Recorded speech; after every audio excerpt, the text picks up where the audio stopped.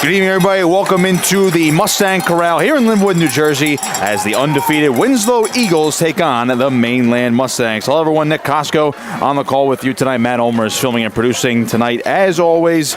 It's a state semifinal rematch from the New Jersey Group 4 state semifinals in 2023, as the defending state champion Mainland Mustangs, who scored a 5-2 record, will play host after beating Winslow on the road last year in the playoffs. Of course, Mainland down to Group 3 this year, looking to make a statement of their own, win another state title, but in a different group this time. Meanwhile, Winslow, arguably the top team in Group 4 this year, looking to take that extra step and win a state title. We're going to step aside briefly for the national anthem. Kickoff just around the corner.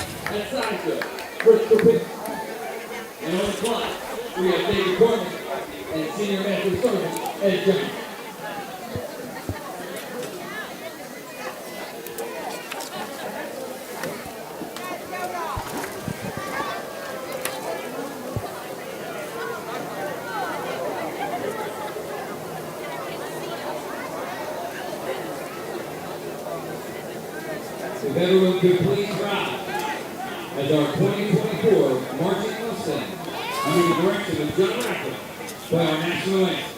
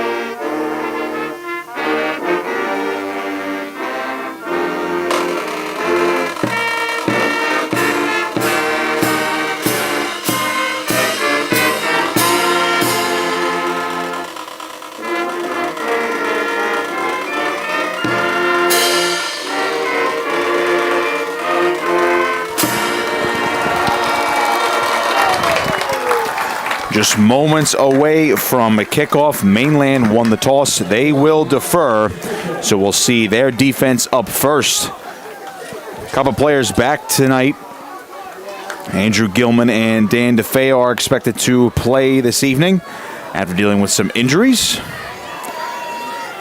Gilman a key for the Mainland defense, of course, at that outside linebacker position. Dan DeFeo, one of the big defensive linemen, of course, a stalwart on the offensive line. Winslow's got plenty of firepower on offense. And that all starts at quarterback with the sophomore Jalen Parker. He's got nearly 1,400 yards passing. Also 19 touchdowns through the air. And correction, of course, Mainland's going to get the ball to start the game. So Winslow will get the ball in the second half.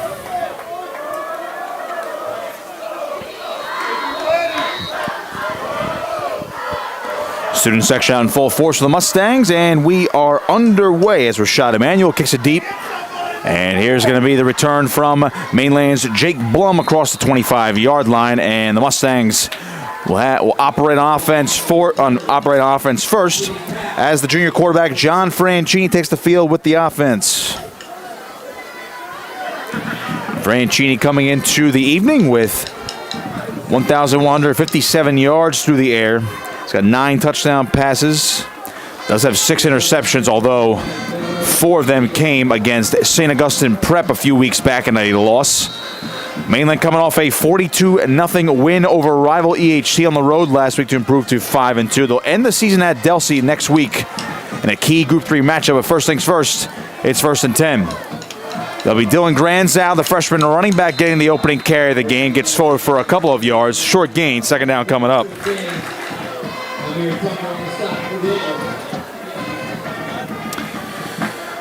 It's only Granzow's number 13, John Frank. Coming into tonight, he only has 26 yards on the season.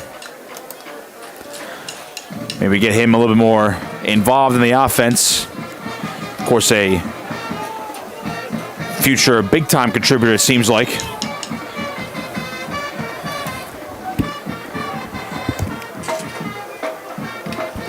Mainland taking their time before this next play on this opening drive. It seemed to be the key coming into this one, talking to head coach Chuck Smith earlier in the week. A lot of ball control as Franchini will give it off right side. And nothing much doing on second down. Lucas DiBiaso maybe got back to the line of scrimmage, but that is all.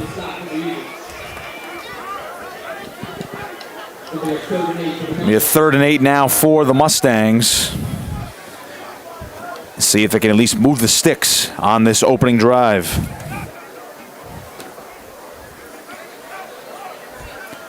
DiBiaso broke out last week with over 150 yards on the ground. And get an official timeout on the field.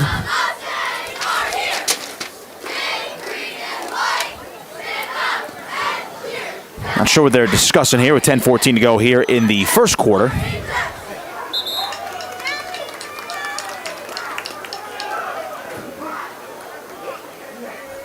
I don't see a flag down.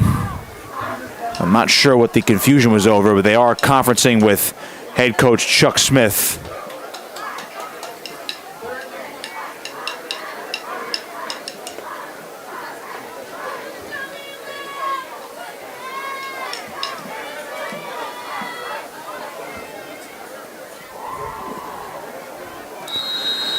I'm not sure what that was all about, but they're going to resume the clock here.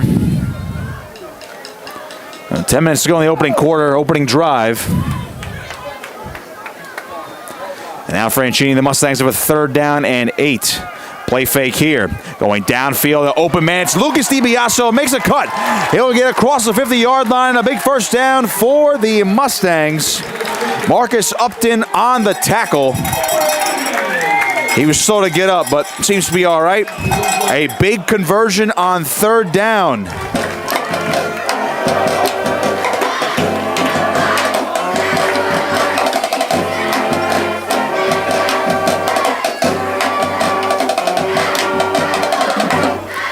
Mentioned before, some players coming back from injury for Mainland. Dan DeFeo not suited up tonight. Their big right tackle.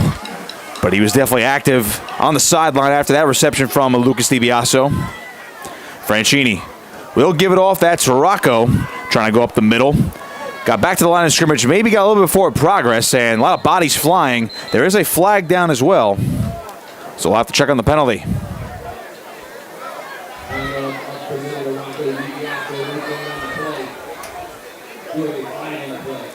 It appears this one's going to be on Mainland. The huddle is backing up.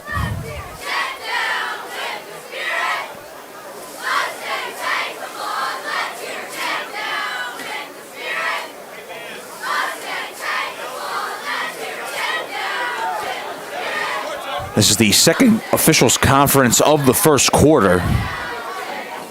And they're going to pick up the penalty.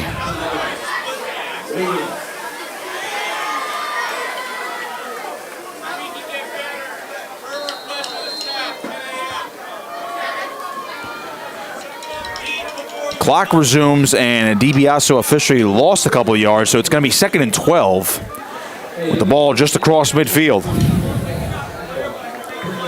So a weird start to the game.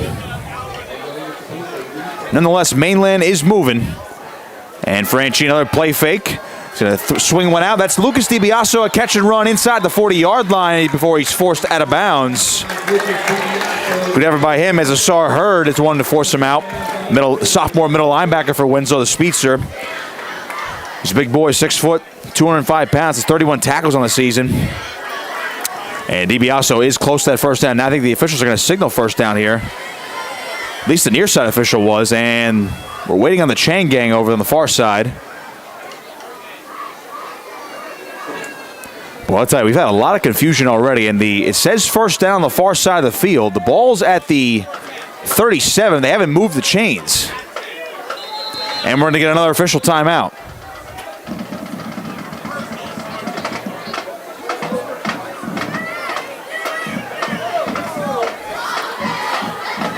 Well, you would think in week 7 wouldn't be that rusty.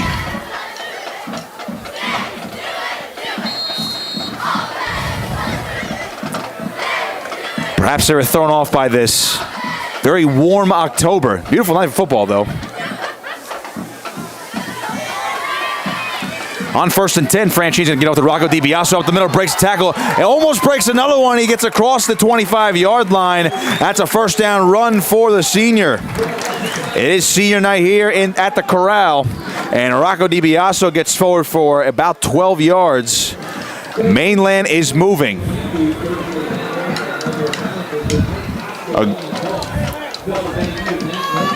A good opening drive here for the Mustangs. Ball to 24, 1st and 10.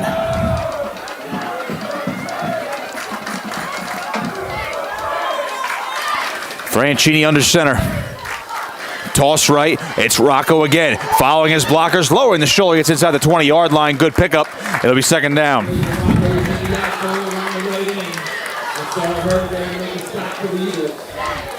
They're going to credit Sir Hurd with the stop once again. Linebacker's been active so far on this first drive.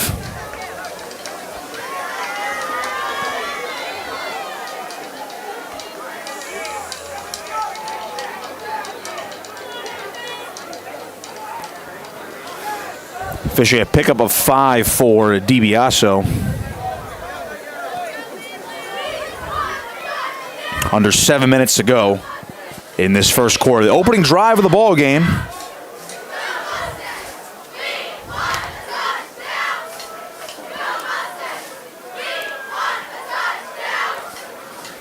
Jake Blum trying to figure out where he's supposed to go. He's going to split out wide now to the top of your screen, and now we're going to get a timeout on the field. That'll be a Mainland timeout. It's their first of the quarter. 0-0. 6:32 to play in the first quarter.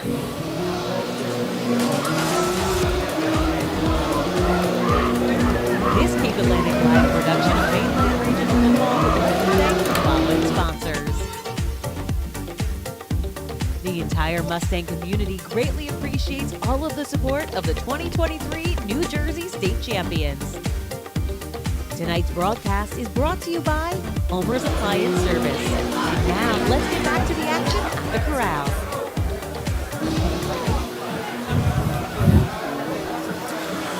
Second and 5 as Mainland comes out of the huddle after the timeout, trying to talk things over on this all-important opening drive of the ball game.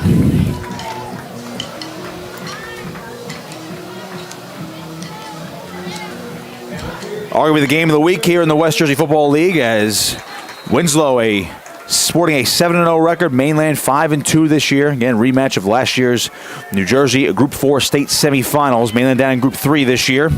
Franchini, play fake to his left, dumping one off, reeled in Granzow. He's going for a first down, cuts inside. Dylan Granzow in for the touchdown.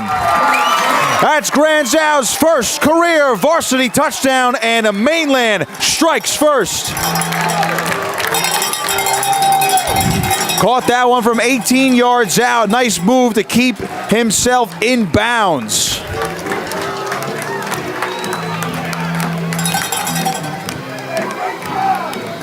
What an opening drive by the Mustangs, consuming nearly half the quarter.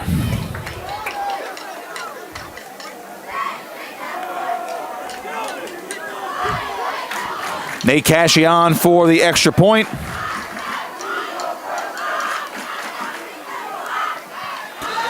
That one's perfect. 7-0 Mainland. 6:24 to play in the first quarter, and now we get to see what Winslow can do on offense. Again, they have a high-powered attack. But what a start for the Mustangs. Winslow will now have a chance to respond, led by the sophomore quarterback, Jalen Parker.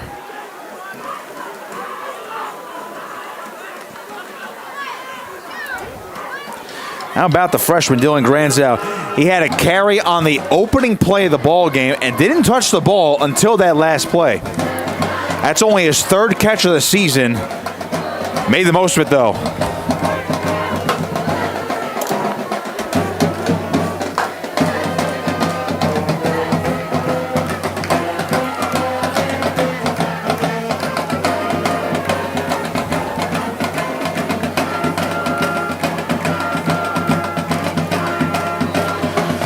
I want to talk about guys stepping up for Mainland.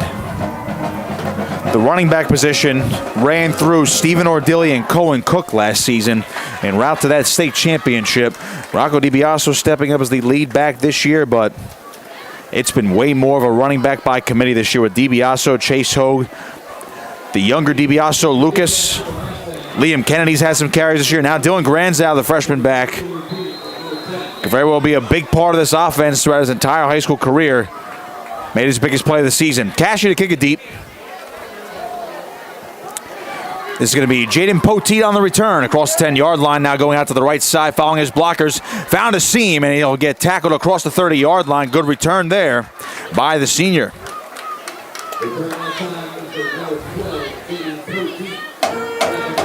So Winslow set up with decent field position in their own territory.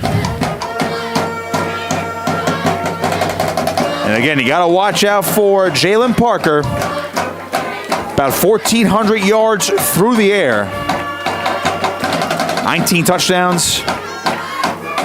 Only 6 picks. Now, he got a lot of playing time as a freshman last year.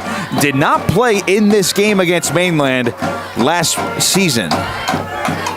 You'll have 2 receivers to the bottom of your screen. He'll come out in the shotgun on 1st and 10. Parker, a play fake, pumps once, looking, dancing, throws, and that one is caught, but for seemingly no gain as Marcus Upton reels it in. And it looks like he actually went backwards. He made the catch, but falling backward, he lost 2 yards.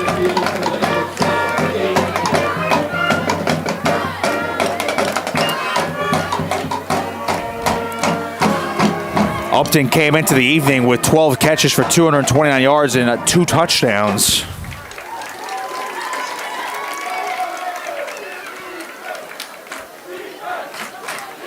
But a nice start by the Mainland defense, pushing them back. Parker to the shotgun again. Looks like Nakeem Powell's in the backfield. Here comes Cameron Miller in motion to the slot. Parker dropping back, throwing, reeled in. Miller, 40-yard line, trying to make a cut, and he'll be brought down shy of the 45-yard line, but it appears to have enough for a first down as Rivera and Hogue were in on the stop, and that will move the sticks for the Eagles.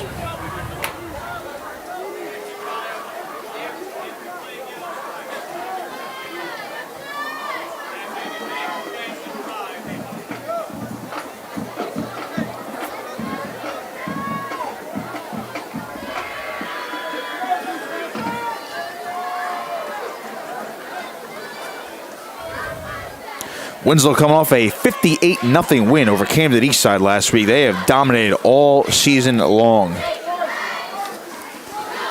Don't give up a lot of points either. Parker back to throw again, looking downfield, a flick of the wrist, and overshot his target. That was Cameron Miller around the 30-yard line, but boy, you could see the talent from Jalen Parker. Looked like an effortless throw. Good coverage on the play by Liam Kennedy. That ball just sailed a little bit.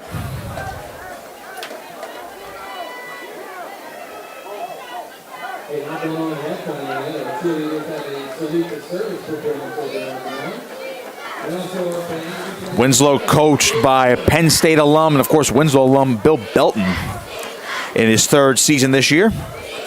24-7 record as a head coach.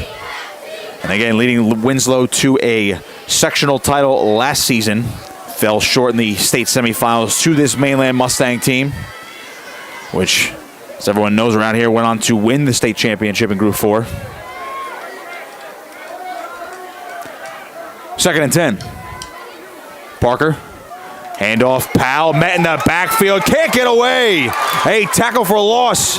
It's Matt Mewitz. Boy, has he come on strong in recent weeks. Mewitz had 7 tackles for loss this season coming in. Well, he has stepped up in a big way over the past couple of games, especially in the absence of Dan DeFeo.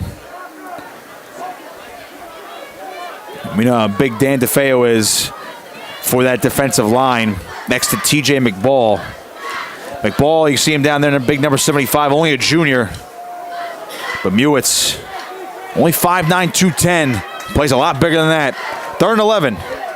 In motion goes Helton. Parker again, looking for signals now from the sideline. Parker dropping straight back, pressure. Here's he throws, the ball is out, it's picked up. Chase Hogue has it, running free. That's a Mainland touchdown. Lucas DiBiaso causing the fumble, and Hogue recovers it for the touchdown. They confirm it on the far side of the field. Now we have a flag down well after the fact. We're going to check on the flag as it stands right now. Lucas DiBiaso getting the strip sack as Parker tried to throw it downfield, and it fell right into the arms of Chase Hogue, who scooped and scored.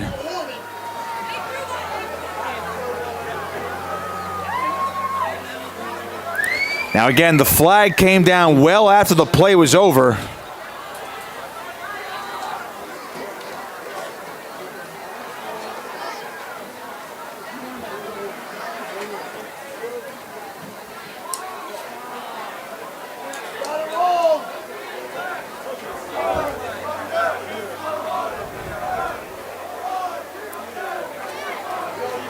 Trying to get confirmation here now. The Winslow offense coming back onto the field. Officials are conferencing with Coach Chuck Smith.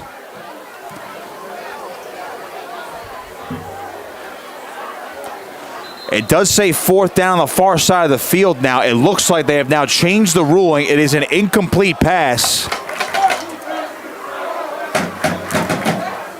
And now Winslow with a 4th and 11 at the 42-yard line. And as of right now, it looks like they're going to go for it here. So they took it off the scoreboard, officially ruled an incomplete pass, and now Winslow, at least right now, appears they're going to go for it. They will. No, they won't. Parker does come in as their punter. That was a quick punt. No one back for it, and it's going to take a Mainland roll back towards the 37-yard line. So a absolutely wild sequence.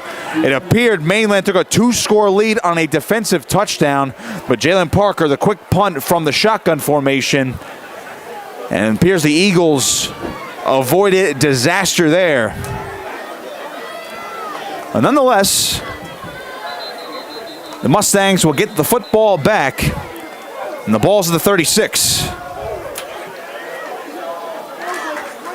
As long as everybody got that. If you need me to catch you up, Mainland scored on its opening possession, used up about 6 minutes of clock in the first quarter, and just forced that Winslow punt as Franchino give it off, and oh, a big hit behind the line. Goodness gracious. Robert Karstafen laid the wood right there on DiBiaso. Nowhere to go, 2nd down and 10.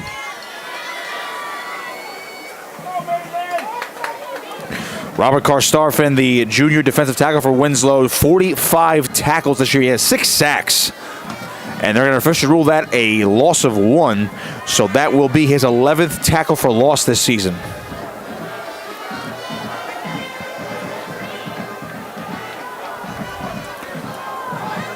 Under 3 minutes to play in this opening quarter. Franchini back under center.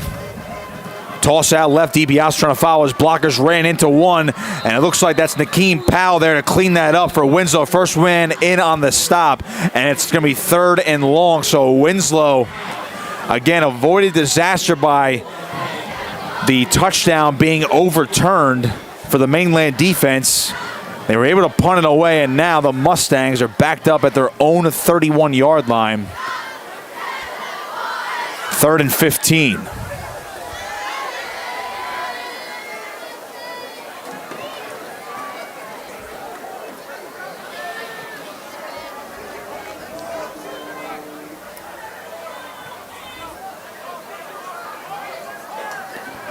Franchini from the shotgun now. Lucas DiBiase, the motion man, a play fake. Franchini airing one. Granzow's there. He reels it in. The freshman inside the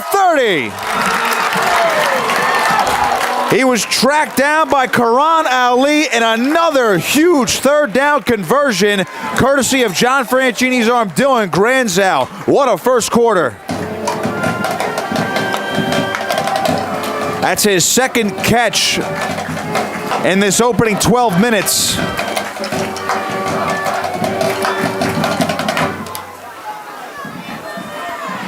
Mainland setting up shop at the 25-yard line, knocking on the door of the red zone again.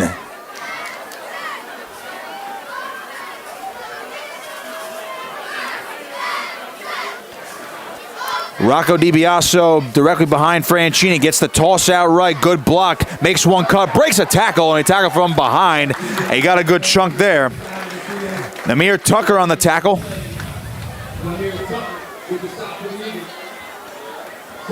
Mustangs in the red zone now. Under a minute to go first quarter.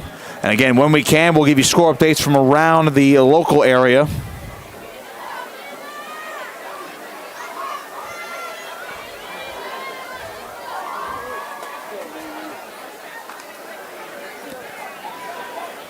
Jake Blum split out wide to the top of your screen. Rocco DiBiase behind Franchini. Lucas is the wingback, who's in motion now. Franchini counterplay. Liam Kennedy trying to go forward, and a host of Winslow Eagles are there to bring him down. He's close to the first down, appears to be short, and it looks like we're going to have third down for Mainland. They don't have to run a play here, and they won't. So they're going to elect to take this to the end of the first quarter. They'll jog back to the sideline. We'll flip sides of the field. What a first quarter for Mainland. An opening drive touchdown, knocking on the door again after forcing a Winslow punt. And after the first quarter, it's Mainland 7, Winslow 0 right here on Cape Atlantic Live.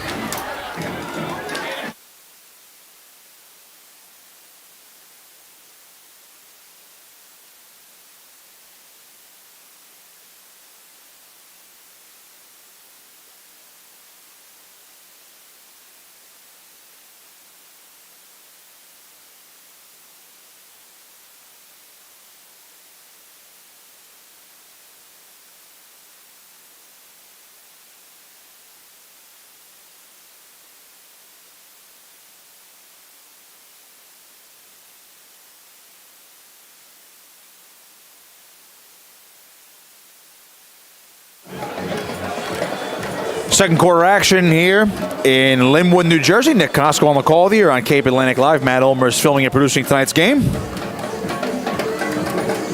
Mainland knocking on the door of a 2-score lead. They have third down and 2 from the 17-yard line as we begin the second quarter after flipping sides of the field.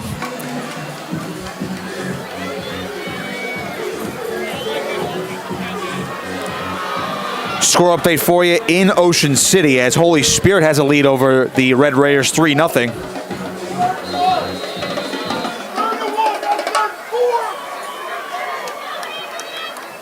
Here's Franchini under center. A handoff, DiBiase trying to go forward, and he's met at the line of scrimmage.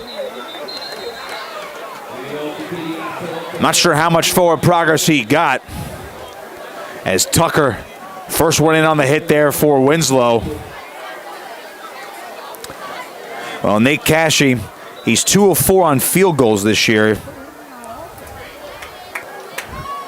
From right here, they're at the 17. It'd be a 34-yard field goal. He has a long this year of 32. He also missed I believe it was a 32-yard, also missed a 51-yarder. So he's got the leg. But Mainland's going to opt to go for it here. Fourth down and a long 2. Franchini under center. Gilman now splitting out into the slot. Grant's out of the motion man. Handoff up the middle. I don't know if he got there.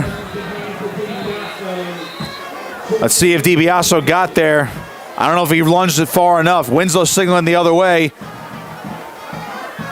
And it is Winslow ball, a turnover on downs. DiBiase just short of the first down, and Mainland comes up empty on the drive.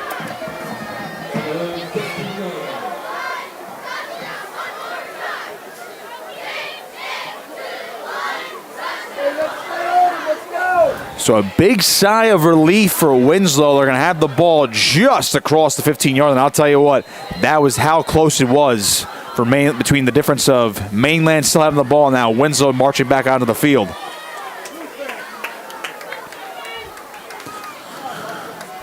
So Jalen Parker and the Eagle offense back out there, trailing 7-0 early second quarter.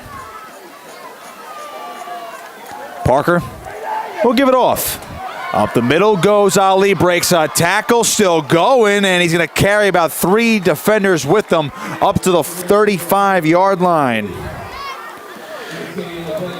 Ali, that was one of the better runs you'll see out of him, just carrying contact, and Winslow now going to pick up the pace.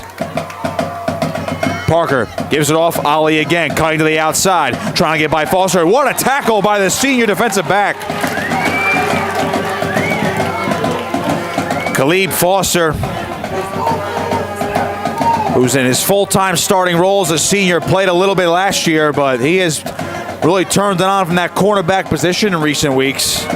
Made a nice tackle there to limit Ali to just a gain of 2.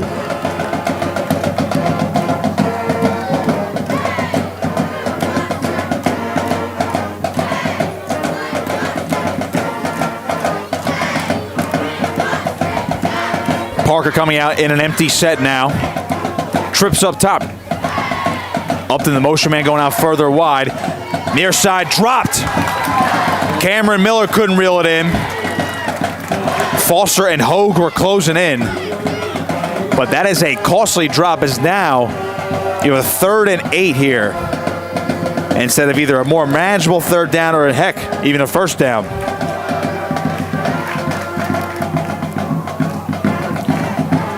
Jalen Parker, the sophomore quarterback, has done a good job this season spreading the ball around. 3 receivers this year have at least 20 catches. That includes Cameron Miller. The other 2 are Nikir Helton and Akeem Powell.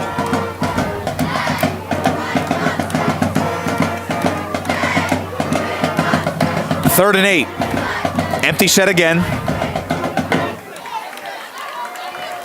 Up to the motion man. This time Parr goes to the left side, reeled in by Helton, following his blockers. He's got speed. He'll get the 1st down. Still moving, and he'll finally be stopped across the 45-yard line.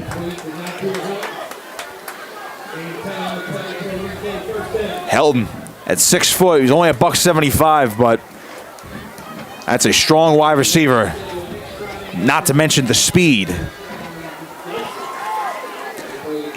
Mainland coach Chuck Smith repeatedly said this week that this is one of the bigger and faster teams. Could be the fastest team they're going to see all year in terms of overall speed on both sides of the football. And again, this is a Winslow defense that does not give up a lot of points.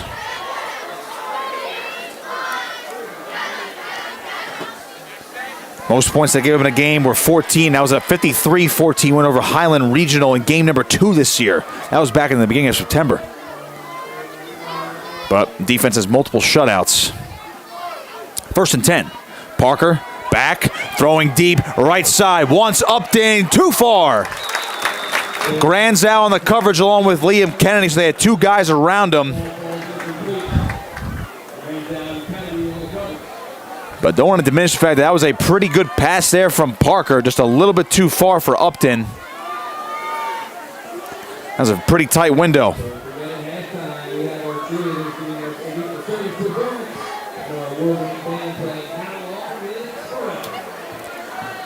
Second down and 10.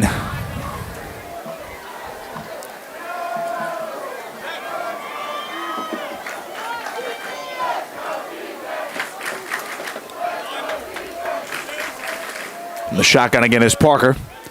Take it, play fake, going deep again, wants another shot. This time he wants Miller, and he overshot him. And again, Granzow and Kennedy on the coverage, so 2 men in the area.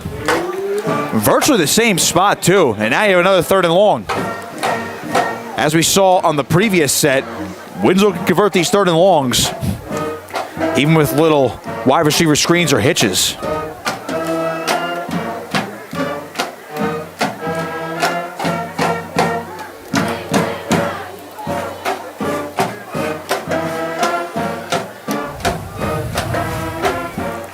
We talked about Dylan Granzow, the freshman for Mainland, in that first quarter, scoring the only touchdown in this game so far. He had a carry for no gain, but he has 2 catches. He's got over 50 yards already. And he's been thrust into a 2-way roll tonight, and we're going to get a timeout from Winslow. That's their first of the half. Mainland leads this one 7-0 with 9:11 to go here in the first half.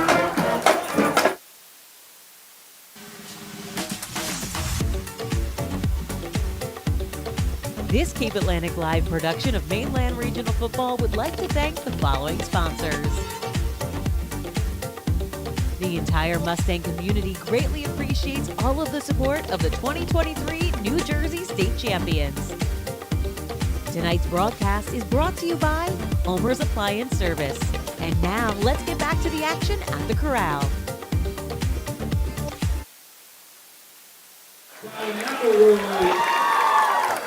Out of the timeout. Big 3rd and 10 here for Winslow. They're going to start out with trips to the bottom of your screen. Miller is the one split out wide.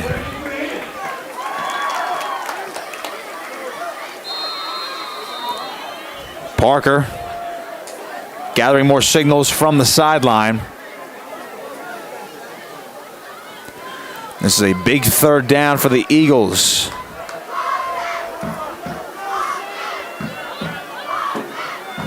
He'll take it, dropping straight back pressure, throws one right side, and he overshot his man. He was looking for TJ Maddox, the freshman. He's got 8 catches on the year, and now 4th and 10 for Winslow. That's 3 straight incompletions for Parker. And again, he does punt, and we saw on Winslow's first possession, they were in a standard offensive formation, but they opt for punts out of that look. It's a short shotgun snap.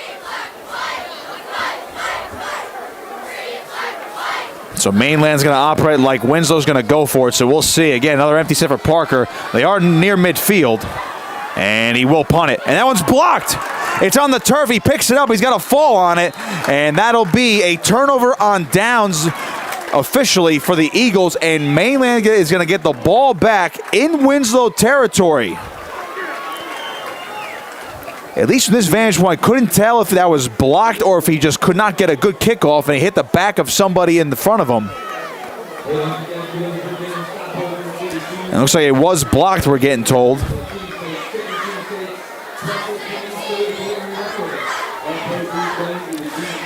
I will say until Matt can relay who actually blocked it, we'll just say it's unknown who blocked it. We have fun up here. Score update for you over in Ocean City. Holy Spirit leads the Red Raiders 6-0. Looks like that game is approaching halftime. Keep you up to date on that one. For Group 3 purposes, Liam Kennedy on a carry to the outside, and he gets nothing. He's actually going to lose 5 yards here. Upton on the tackle for loss. Winslow is ready for that one.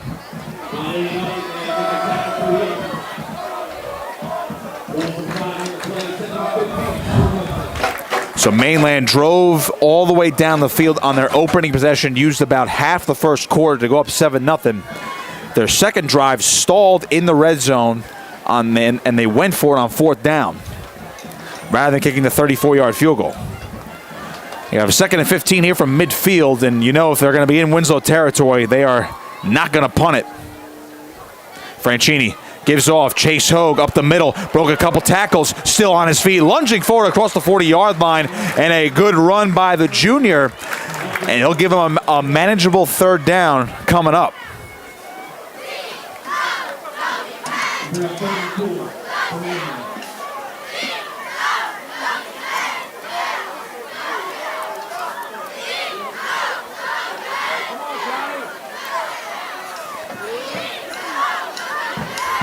Inside the 40 now are the Mustangs. They have a 3rd and 4.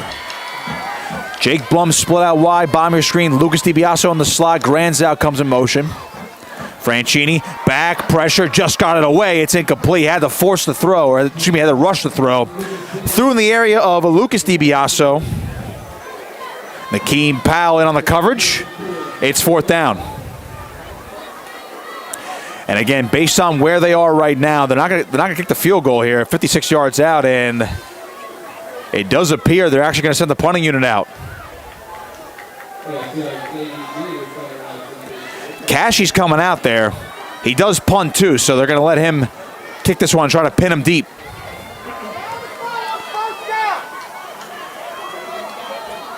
Looks like Cameron Miller is going to go back and return the punt here. He's standing inside his own 5-yard line, so Cashy awaits it. A good snap to him. It's the punt away, a line drive kick. And it's going to take a friendly Mainland bounce inside the 10. It's going to roll all the way down just shy of the 5-yard line. And Mainland pins him deep. A nice punt by Cashy. And with 7:23 to play in the first half, Winslow will get it back after forcing a punt, despite having their own punt blocked, but they'll have to drive pretty much the length of the field to tie this one up.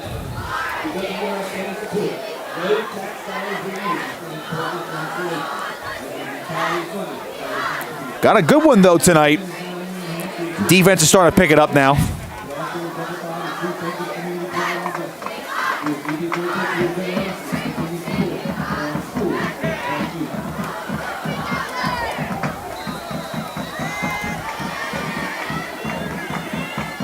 We have a score update for you as well. This is also Cape Atlantic teams. In Group 3, Cedar Creek leading Timber Creek 13-0. That game in the second quarter. Potential playoff opponent for Mainland in Group 3. As Parker on 1st and 10. We'll toss it out right. That's Ali trying to get to the edge. Got a good block. A stiff arm out there, and he is going to break a tackle, but he is going to end up being spun down at the 15-yard line. So it's going to depend upon the spot, but he's very close to that first down. And it looks like his progress did go back a little bit. It'll be 2nd down and short.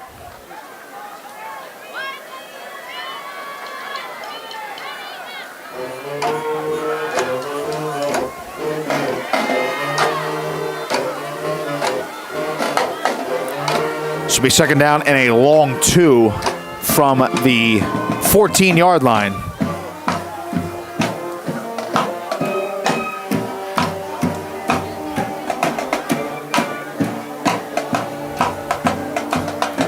Roman Duckett in the backfield. That's Upton, the motion man for Winslow. And Parker, maybe a miscommunication. He's going to take off and run himself now. He's got speed. He'll break a couple tackles, and he's going to carry this pile forward for a first down around the 25-yard line.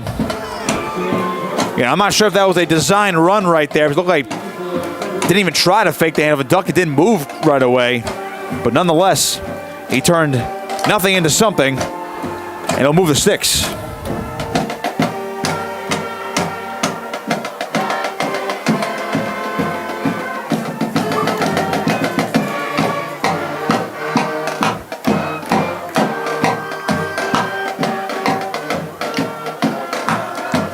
First and 10 for Winslow at the 24-yard line.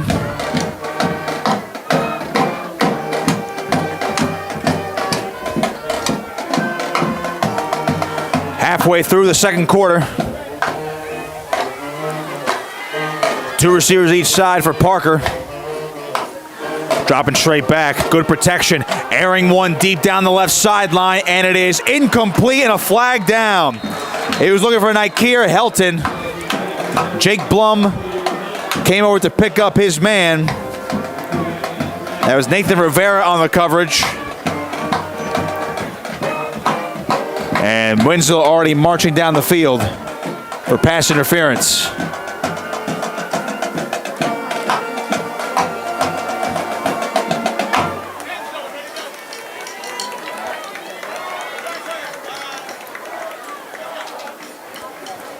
Now they're moving. I want to see what they're doing here. It is a penalty on Mainland. It looks like the officials just wanted to walk it back to the original line of scrimmage to mark the ball. That'll be a first down for Winslow after the penalty. And Parker had a clean pocket. You can't give him too many opportunities like that if you're Mainland, because Parker will pick apart any defense he sees. And we've seen a couple throws tonight where he looks like he's just flicking his wrist, and that ball can sail down the field. First and 10 from the 39. Parker dropping back again, clean pocket, downfield, and he wants his man. It is incomplete. Tried to hit Miller, he was open, and the ball fell right through the breadbasket. Rivera was on the coverage again. Less contact that time. Now again, another good throw by the sophomore quarterback. Miller could not reel it in.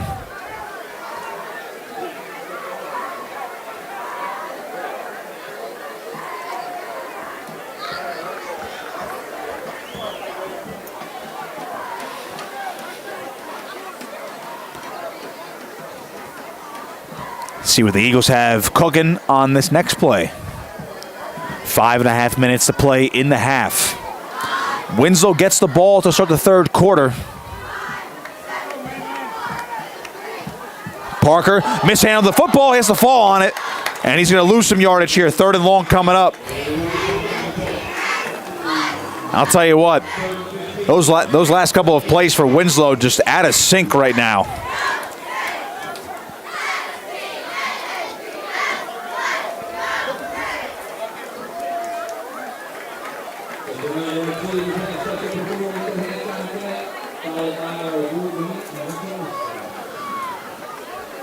Third and 15 from the 34-yard line.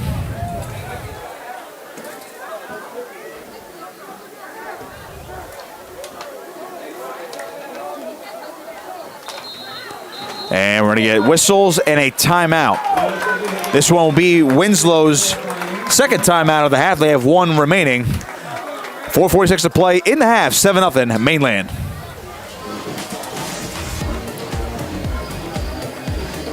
This Cape Atlantic Live production of Mainland Regional Football would like to thank the following sponsors.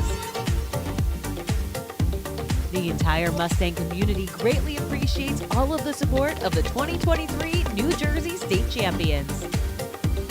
Tonight's broadcast is brought to you by ULMERS Appliance Service. And now, let's get back to the action at the Corral.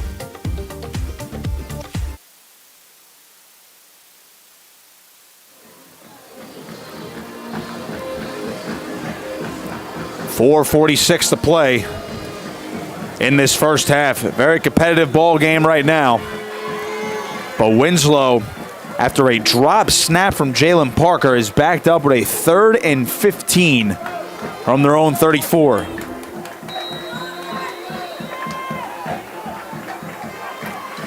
Empty set for the Eagles. Up in the motion man, Parker will swing one. Cameron Miller, a catch and run, breaks a tackle, and he is still on his feet. Cameron Miller down the sideline. Ho giving chase, and he's going to be dragged down the 10-yard line. Cameron Miller, biggest play of the night for Winslow, and they're set up nicely now.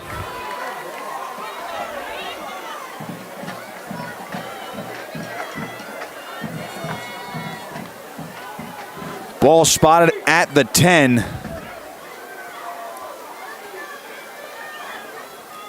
Gain of 56 for Miller.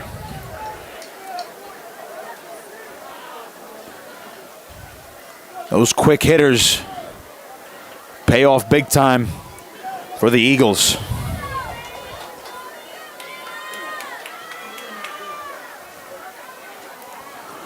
First and goal. That's the biggest opportunity now for Winslow all night. Powell's in the backfield, and we're going to get another timeout. This one, it'll be Winslow's final timeout of the half. They're going to talk it over here. Again, with no timeouts remaining, could be their lone shot at the end zone in this first half. Boy, the offense for them has looked a little bit out of sync tonight, but again, one of those quick hitters just like that, a 56-yard catch and run from Cameron Miller. can certainly get you back into a ball game. And with only 4 minutes to go in the second quarter, they have a chance to tie things up. Only 10 yards away from the end zone.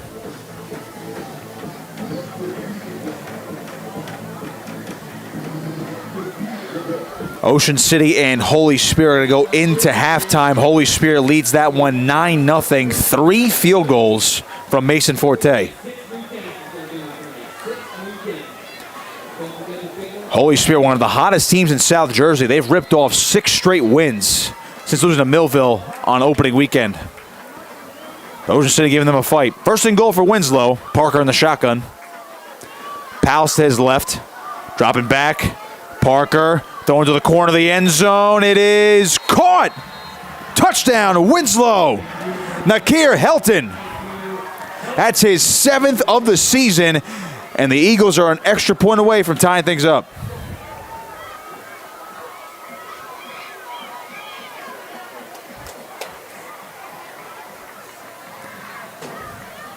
Rashad Emanuel coming on for the extra point. He's 31 of 36 this year on his extra points, 1 of 1 on field goals.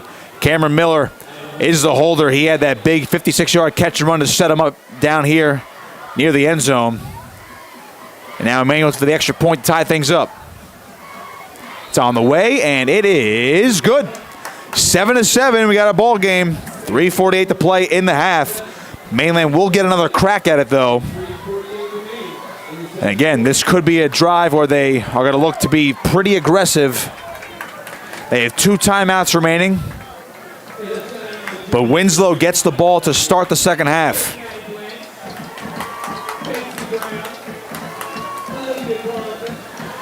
Again, last we checked on scores as well. Cedar Creek, another Group 3 team, Mainland will certainly be keeping an eye on. They're up 13-0 against Timber Creek. If we get some other scores around the horn, we will get them to you.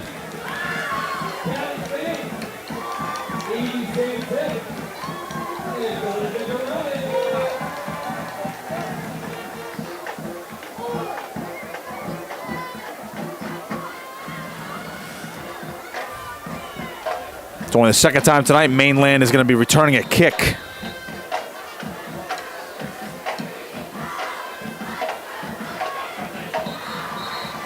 And wave this kickoff off. It's a flag down.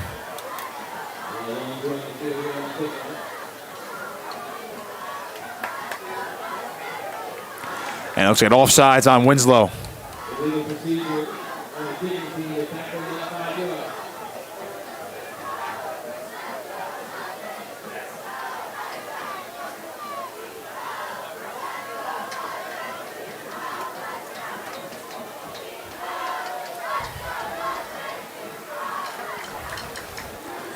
Well, we will re-kick here.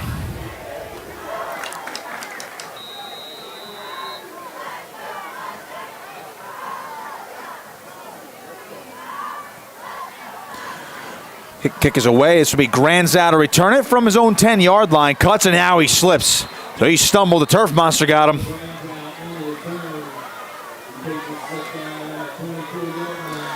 So Mainland, again, with 2 timeouts. Plenty of time, though, to operate. 3:45. And they'll try to get some points before the half. Again, Winslow gets the ball to start the third quarter.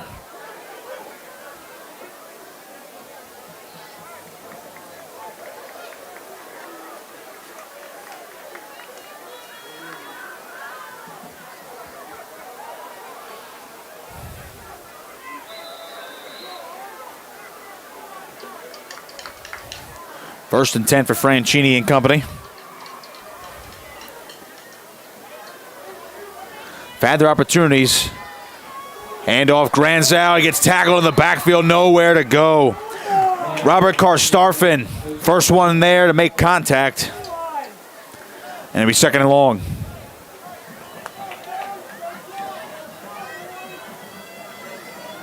Mainland was methodical on that opening drive of the ball game. Since then, they have had 2 possessions in Winslow territory, including in the red zone, but have not been able to capitalize.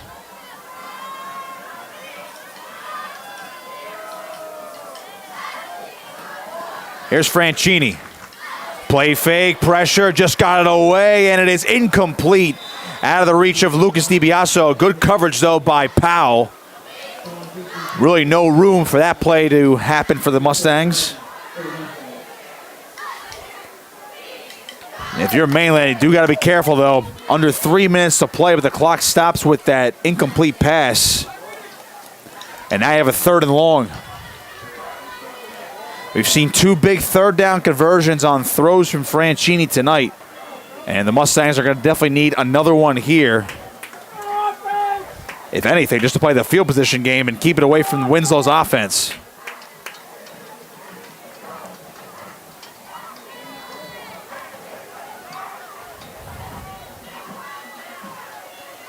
Franchini under center. Lucas DiBiaso, the motion man, a toss out right. It's Rocco trying to get to the edge. And he's going to be forced. Looks like he was forced out of bounds, but the referee is going to keep the clock moving, but no, it looks like no gain on the play from this angle. And Mainland goes 3 and out.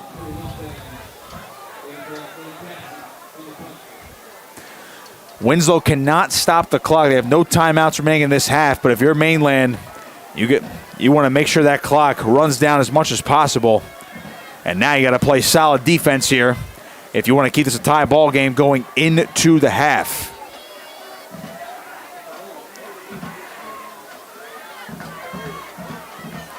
Cashy to punt. Near the shadow of his own end zone. High snap. Managed to get it bound. Oh, now here's a disastrous play for Mainland. His helmet comes off. He's not able to get the punt away, and Winslow's going to be setting up inside the 5-yard line.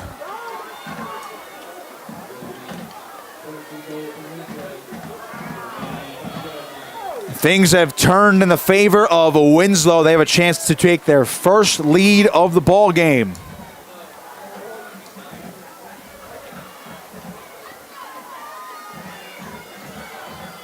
I'll tell you what, this game started to turn. It looked like Mainland was going to take a 2-score lead earlier on a defensive touchdown. It was overturned and ruled an incomplete pass, and Mainland just has not been able to get their offense going since that opening drive. They've stalled out. First and goal from the 5-yard line. It's Parker giving it off to Duckett up the middle. He walks in. Touchdown, Winslow. The Eagles take their first lead of the ball game, courtesy of Roman Duckett, the sophomore back. That's his 11th score of the year.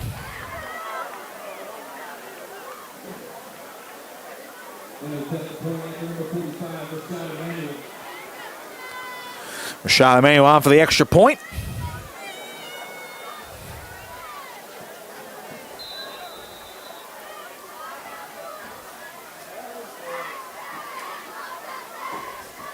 Snap, hold, kick is on the way, and it is good. 14-7 Winslow, just like that. Couple plays, and this team is suddenly out in front. They could not move the football. They were out of sync, and all of a sudden, some timely plays on offense, and then a key special team stop there. Winslow up top by a score. Now, Mainland still has 2 timeouts. That's the good news for the Mustangs, with 2:04 remaining in the half. But the pressure is on as Winslow knows they get the ball to start the 3rd quarter. So another stop here for the Eagles, and they're going to be in business going into the halftime locker room. Maybe looking for a little bit of a 2-for-1 here.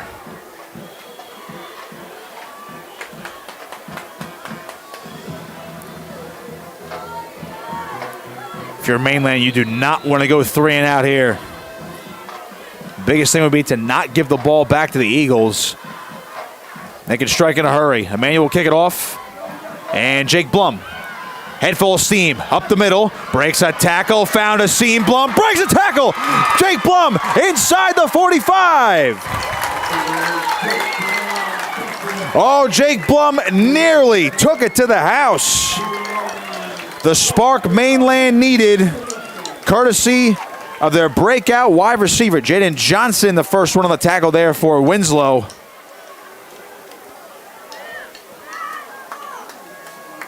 And with 1:55 remaining in the half, the Mustangs back in Winslow territory.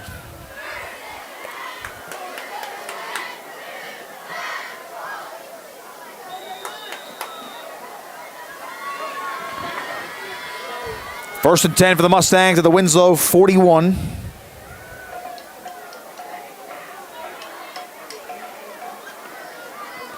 Snap to Franchini, a play fake, good protection, lobbing one just over the head of Lucas DiBiaso. Either he couldn't find it or he slowed down and just they could not hook up there. Karan Ali on the coverage.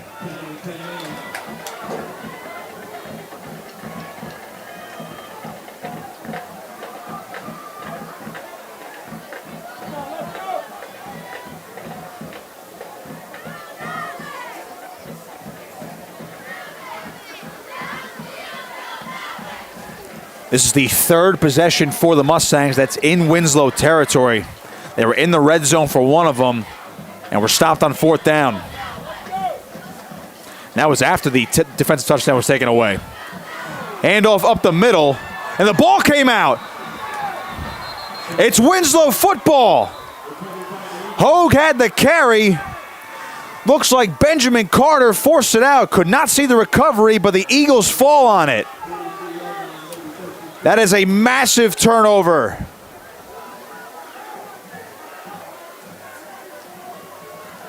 Mustangs coming up empty in Winslow territory again.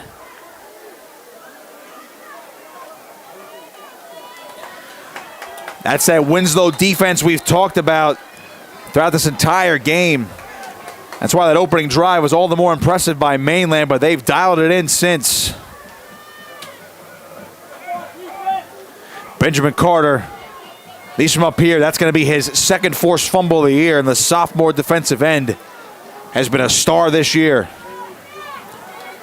Parker dropping back, good protection, going deep. He wants Miller, incomplete. That time, good coverage by Rivera. He was with them stride for stride.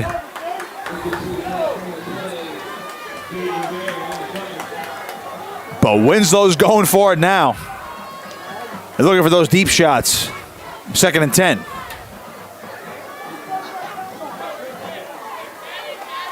You gotta wonder if Mainland's able to get this ball back. Again, they still have 2 timeouts left, but it's dependent upon their field position to see if they're gonna try to just run the clock out. We'll see how aggressive they are going to be if they can get one more possession. But Winslow not afraid to take some shots here. And again, we mentioned that 2-for-1 possibility. They can score going into the locker room, and they will get the ball in the third quarter.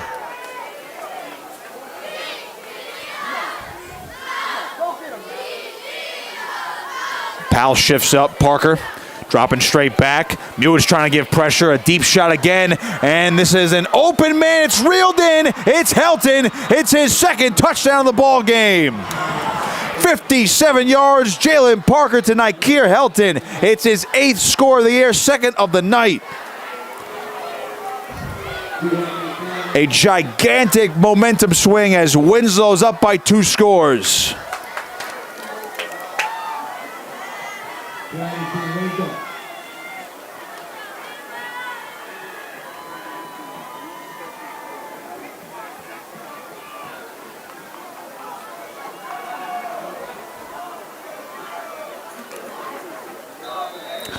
All scores from Winslow have come in this second quarter.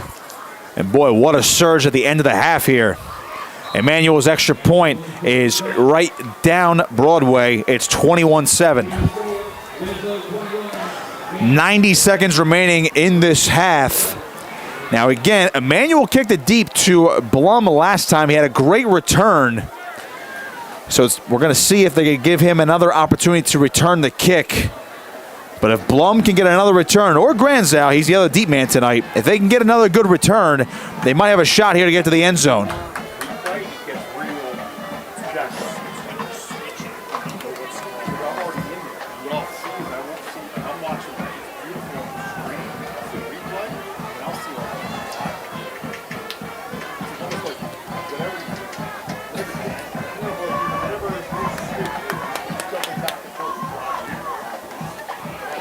What a turn of events here for Winslow. Mainland was owning they were owning this game for about a quarter and a half. Manuel booted deep. It's a line drive kick. See if Blum gets an opportunity, and it's going to roll past him. into the end zone for a touchback. He was hoping maybe he would go out of bounds for a penalty. 1:30 to play in the half. See how aggressive Mainland's going to be on offense here. Again, Winslow has no timeouts, but if it's a quick 3 and out, you don't want to give Winslow the football back.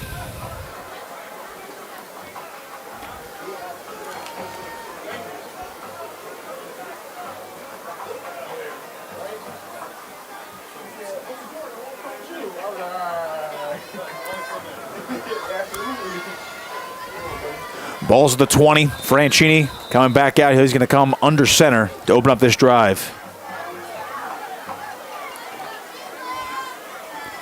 Takes it. Handoff up the middle. Not much for Rocco DiBiaso. Maybe got back to the line of scrimmage, if that. And that seems to be the game plan on this drive. Don't allow Winslow to keep scoring here. And they might just run a couple plays and get into the halftime locker room and try to talk things over. Again, Winslow gets the ball to start the third quarter. And if you're Mainland, you're going to need a stop on that opening possession.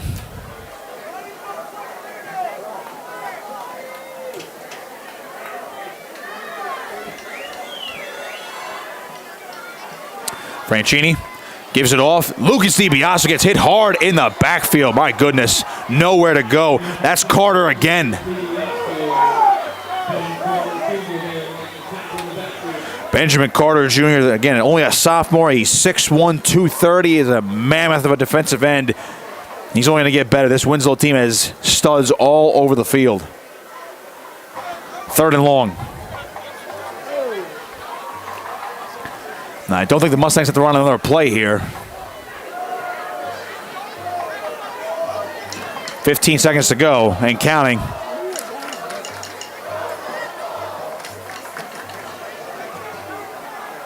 Franchini will give it off. One more handoff, and that's going to do it. Gang tackled. And we're going to go into halftime as Rocco DiBiaso gets maybe back to the line of scrimmage there to end the half. It's 21-7 Winslow, a second quarter explosion for the Eagles. They try to keep that perfect record intact. We'll get the ball to start the third quarter. Take a break, though, here. 21-7 Winslow over Mainland on Cape Atlantic Live.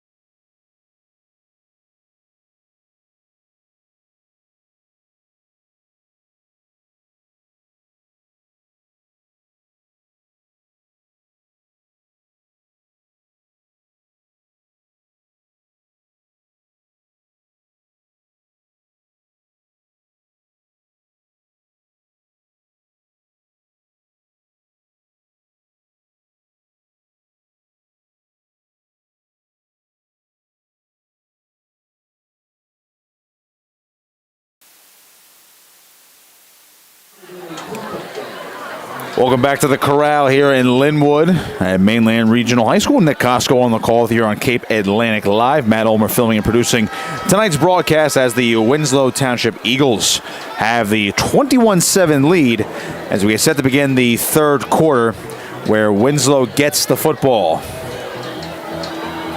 Now, we had a wild first half. Mainland opened things up with an opening drive touchdown to go up 7-0. Using up nearly half the first quarter. They were stopped numerous times in Winslow territory, though, could not build upon their lead. And then Winslow used the final 2 minutes and change of the half to score 3 touchdowns. One was very unfortunate for Mainland as they were looking to punt it out of the back, nearly in the shadow of their own end zone. A high snap led to a turnover on downs, and that initial 14-7 lead for Winslow. Mainland almost had a 14-0 lead in this ball game on a would-be defensive touchdown, but it was ruled, instead of a fumble, it was an incomplete pass. And we're going to wave off this kickoff. It's a flag down on the far sideline. And it looks like we're going to have to re-kick.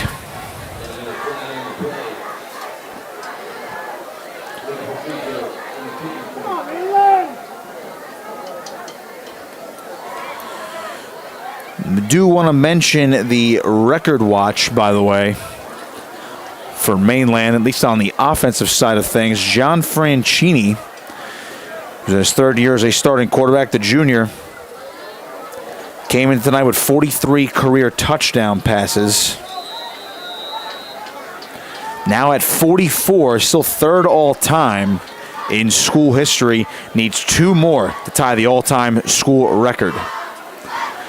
Poteet on the return for Winslow. Going to run across the field to the right side, and he'll spin off one tackle. Asima State on his feet, a cutback here, and he'll finally be brought down. A good effort, but also a good pursuit by the Mustang kickoff team. That touchdown record we're talking about, by the way, Brent Caprio and Matt Flynn tied at the top with 46 apiece. Flynn played in 04 and 05 as a starter, and then Caprio, a 3-year starter from 06 to 08. Franchini, of course, started as a freshman 2 years ago. Helped lead the Mustangs to a state title last year. So he needs 2 more to tie the school record. Could happen tonight. We'll see. Right now it's 1st and 10 for Winslow, as Jalen Parker has the offense at their own 22-yard line. Takes it, and a handoff up the middle. Not much. He's second down here for the Eagles as Nakeem Powell gets the carry. I'm going to give him 2. It'll be 2nd and 8. So Mainland's defense was on point throughout most of that first half, and then just the ending sequence of the second quarter, the last 2 minutes of change. It was a big 3rd and 15. It was a 56-yard conversion on a catch and run from Cameron Miller that set up Winslow for their first score of the game.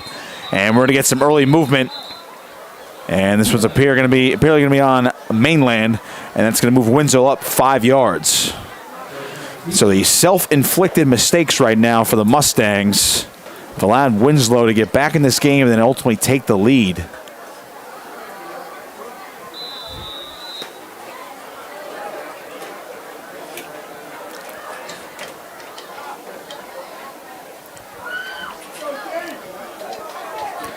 Second and 3. We'll call that a long 3 after the penalty. From the shotgun, it's Parker. Quick handoff again. Powell breaking one tackle, just tripped up, and he does have enough for a first down, though, as he reaches across. And Winslow gets a fresh set.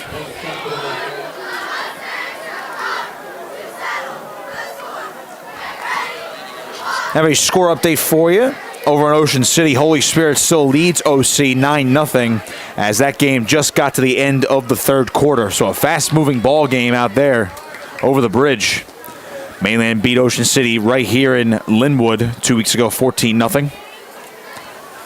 Both teams Group 3 playoff contenders as Parker We'll give it off to Powell again. He's the lead back on this drive. Makes a cut here. Breaks one tackle, spinning off a couple defenders. And he's going to be gang tackled around the first down marker. It looks like he's going to have enough for another Winslow first down. Powell, a very shifty athlete. Now, he can play all over the field. He actually had the second most carries on the team coming into this game. And he's second on the team in receiving. So they'll line him up out wide, but if they want to, they'll put him in the backfield. He had 206 yards on the ground coming into tonight. No scores on the ground, but he does have 7 touchdown receptions.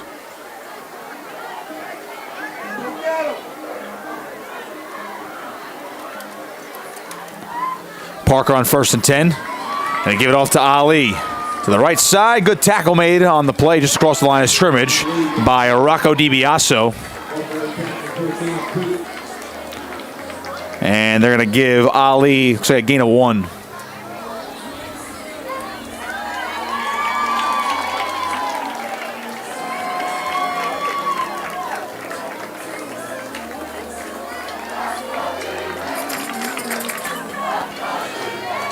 A little similar to Mainland's first drive of the ball game, where they had a time-consuming drive. Winslow's already used up 3 minutes of clock in this third quarter.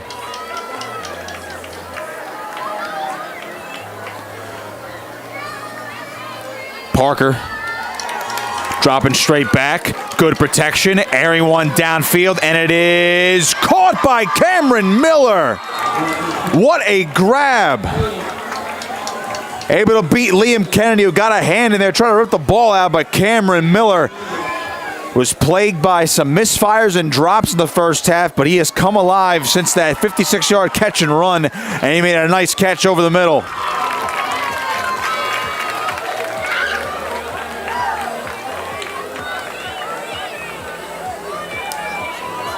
That one good for 30 yards. A score update for you. Cedar Creek up on Timber Creek midway through the third quarter. That game 23-0 in favor of the Pirates. Another Group 3 playoff contender that Mainland could see in a few weeks. 1st and 10. Parker will give it off to Ali. Had a good block, and he'll be running into Chase Ho on first contact. Look like TJ McBall able to clean him up. Gain of a few, 2nd down. And again, this is one of those methodical drives now from Winslow that could really back Mainland up and put them into desperation mode in this second half.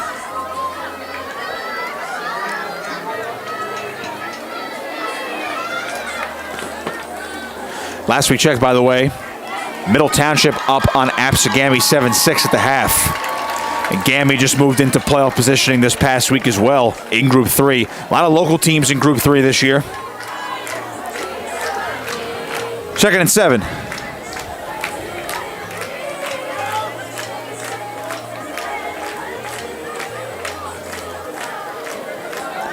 Parker gathering signals. They'll drop straight back again. Good protection, firing to the end zone, and it is caught for the touchdown, Cameron Miller. And there is a flag down, though. That was a bullet from Parker. And based on the body language, looks like this will come back. And it is on Winslow, so wipe off the touchdown off the scoreboard. Boy, Parker threw that ball on a rope to Miller. That would have been his 6th touchdown of the year, but back him up on the holding penalty. Perhaps a lucky break for the Mustangs.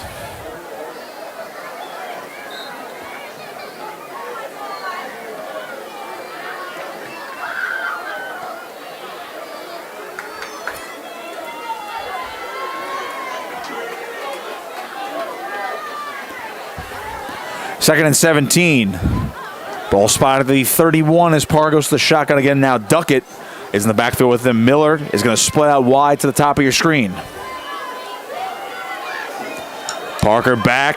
Clean pocket again. Firing to the right side. Overshot his man. He was looking for Powell. Dallas Rowell on the coverage. And it's 3rd and long. Now Winslow's got a pretty solid kicker as well. Rashad Emanuel, he's 3 of 3 on PATs tonight.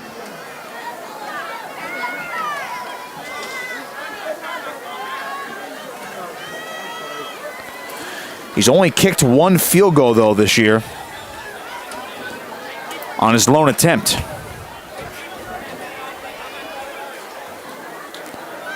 So you got to wonder, from right here, it's a 48-yard field goal. You got to imagine this is 4-down territory for Bill Belton's crew. Winslow coming into the tonight at 7-0, looking to keep the undefeated season going.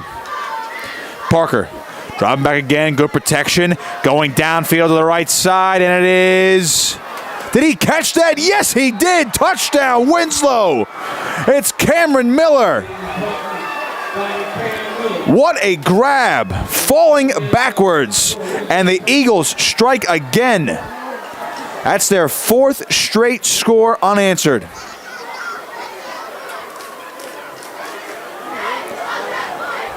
Winslow was scoreless until late in the second quarter. They have scored on 4 straight possessions.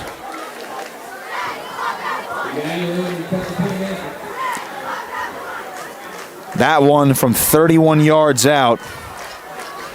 And now Emmanuel for the extra point.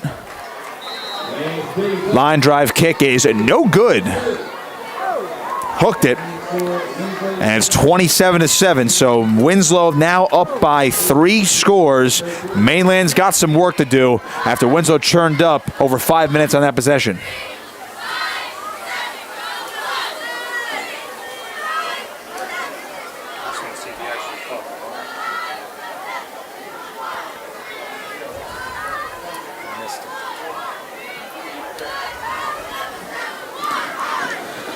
Tell you what, one of the more impressive catches you'll see is Miller. That ball, again, another great throw by Parker. That's his 3rd touchdown of the evening. He's got 22 on the year now.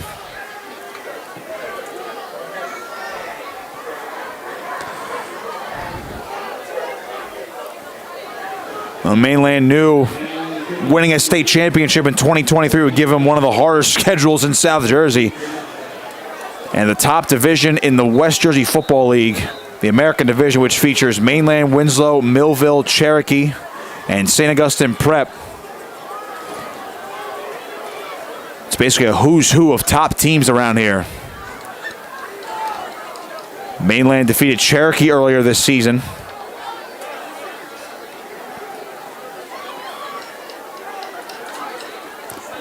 But they've lost games to Millville, who they beat in last year's sectional final, as Dylan Granzow picked that one up off a bounce. Was trying to see if it was going to go out of bounds, but Winslow was closing in fast, so it was a smart play by the freshman to pick it up. But of course, Millville ran into the buzzsaw that is Winslow. Winslow has not had a close game pretty much all season long. Again, for this Eagle team that came up 1 game shy of playing at Rutgers University for the state championship last year, certainly looks like the best team in the South Jersey Group 4. How does that measure up with the North Jersey teams? It remains to be seen, but this certainly looks like one of the best teams in Group 4 throughout the entire state. 1st and 10 is Franchini. Dropping back, throws to the left side, reeled in. Jake Blum makes the catch, breaks 1 tackle, and he gets forward for a 1st down, so a positive play for Mainland on their opening possession of the half. Now again, they're going to have some work to do as we're about at the halfway point of the 3rd quarter. But Mainland's offense has stalled once they've gotten into Winslow territory numerous times in this game. 3 times they've had the opportunity and have come away with 0 after the opening possession.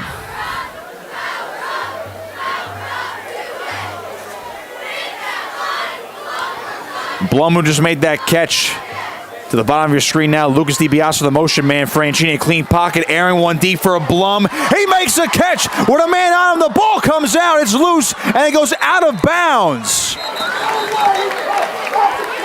That was ruled a catch. It is a catch. So it's going to be a fumble as Blum fumbled it forward, and now Chuck Smith is arguing, or at least yelling to his offense to run down the field here. It looked like Jaden Pote's the one who forced that ball out.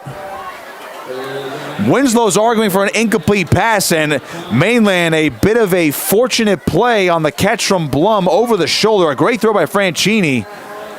And that ball nearly recovered by Winslow, but it was fumbled forward out of bounds.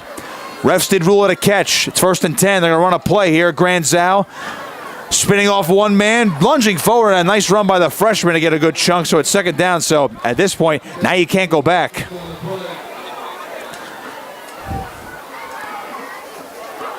But we're getting another look at it again in the booth. Poteet was on the coverage, and Blum. But I'll tell you what, based on the replay that we see up here, that was a very, very close call. We're going to get a timeout on the field.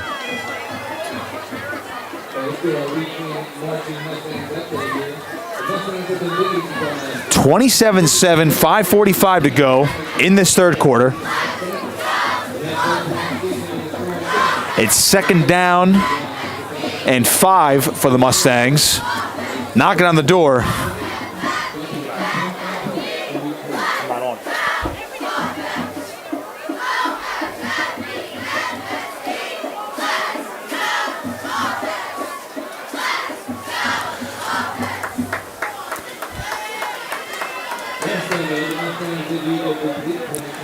So nobody called a timeout, by the way. There was an injured Winslow player down. It was Karan Ali, but he's going to jog off under his own power. He's limping a little bit. Looks like the right side, as far as we could tell. Now they're going to resume the clock here. Wild sequence. And again, we've had our fair share of plays in this game where close calls. In terms of would-be fumbles or not. Franchini to the left side, reeled in. Granzow trying to reach. He hit the 1st down marker. Let's see where they spot him out of bounds. He tried to reach with the pylon. And there is a flag down, so we're going to have to wait and see. The flag's down. Looked like in the secondary. And it's going to be on Mainland. And offensive pass interference, and that is a tough call to the Mustangs. It's going to back them up.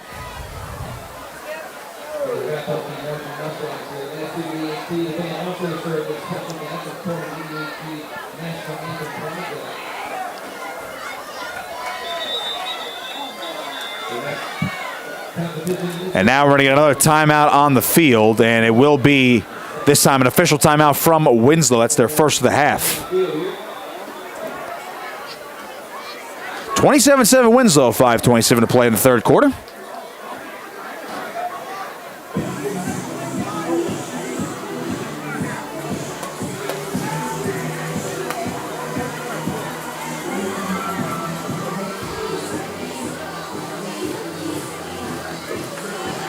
A little chillier now as we go into the night. And a big game for American Division implications. Also big for power points. I mean, I know Mainland went down to Group 3 this year, but this would be a high-quality win for Winslow, who's already beaten Mainland head-to-head in that Group 4 playoff picture. And if they can win this state semifinal rematch, they'll certainly get some points, and even more so for Mainland. Can really surge up Group 3 if they can get a win here. 2nd and 20 after the penalty as Franchini will roll to his right. Going to dump one off. It's Lucas DiBiaso trying to make a cut, and he's going to be forced out of bounds. First one there was Hurd. Looks like Upton also helping him out. I want to give him a gain of 4, 3rd and 16. Again, Mainland down by 20. They need touchdowns, and field goals might not do them any good here. By the way, over in Ocean City, 7 minutes to go in the ball game. Holy Spirit's up 9-3. Ocean City has the ball in Spirit territory.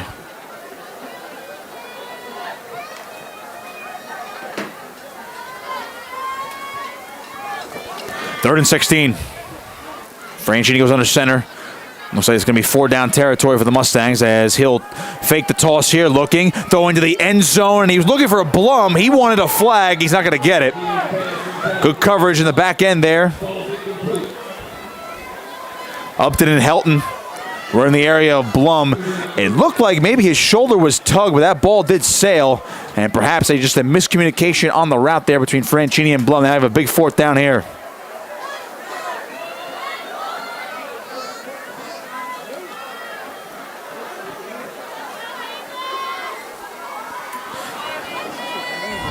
A big opportunity now for the Mustangs to get back into the game.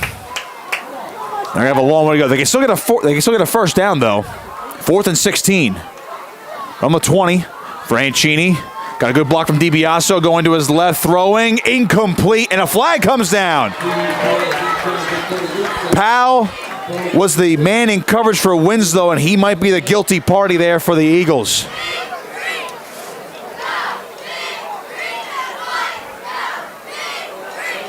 If so, this could be a backbreaker for Winslow and give Mainland some additional life.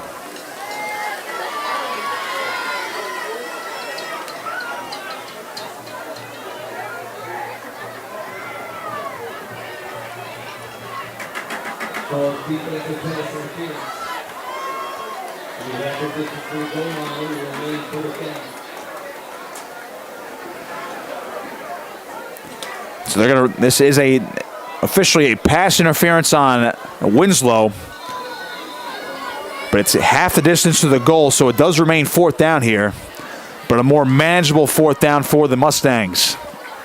Again, they can still get a first down. And now we're going to get a timeout on the field. It'll be on the Mainland end of things. They have 2 remaining in this half. But this is a huge 4th down with 5 minutes and change to go in the 3rd quarter. Mainland needs a touchdown to pull back within 2 scores. Otherwise, Winslow can really turn up the heat and maybe put this game out of reach.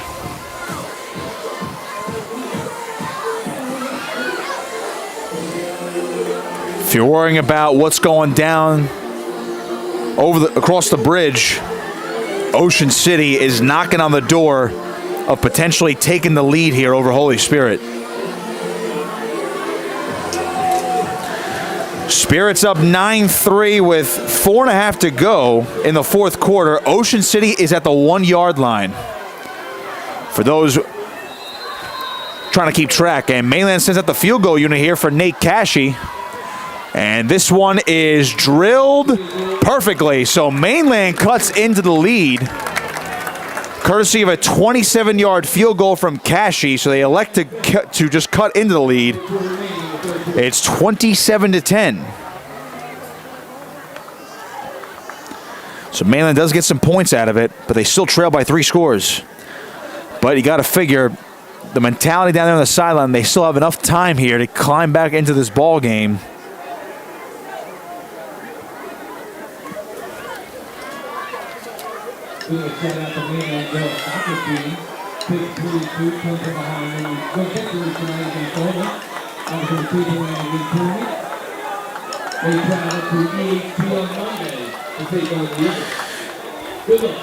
Another update for you as we get ready for this kickoff. Ocean City has taken the lead over Holy Spirit. It is 10-9 with 4:21 to play in that ball game. Now you want to talk about a chance for Ocean City to have a massive jump in Group 3, beating one of the best teams in non-public B. We'll do that for you.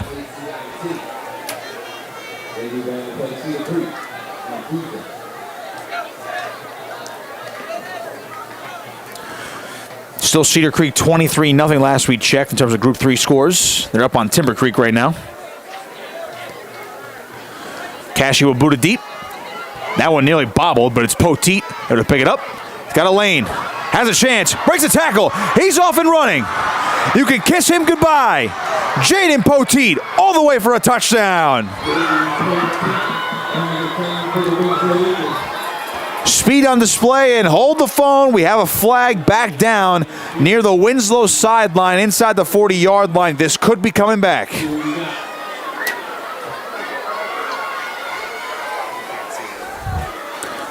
Got to imagine it's in the area of holding, so perhaps a lucky break for the Mustangs, but Jaden Poteet showed off the speed.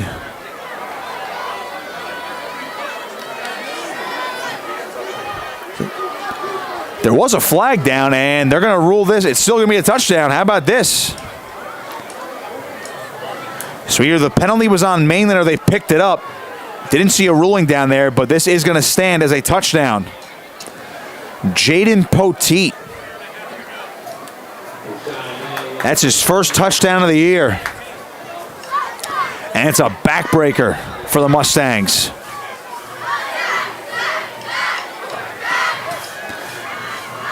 Emmanuel for the extra point. On the way, and that one is good. He is 4 of 5 tonight. And Winslow, just like that, back up 34-10.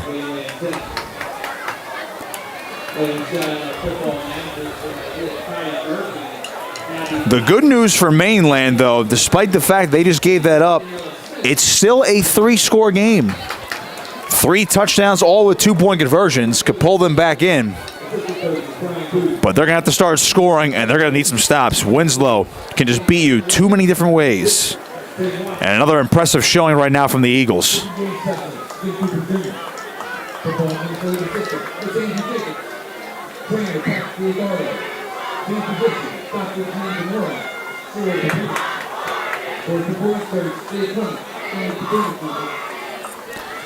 That's a 90-yard return for Poteet, by the way, for the touchdown.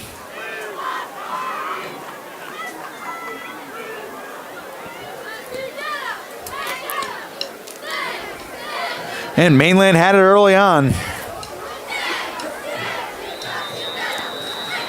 But the Eagles have taken over since the end of the second quarter.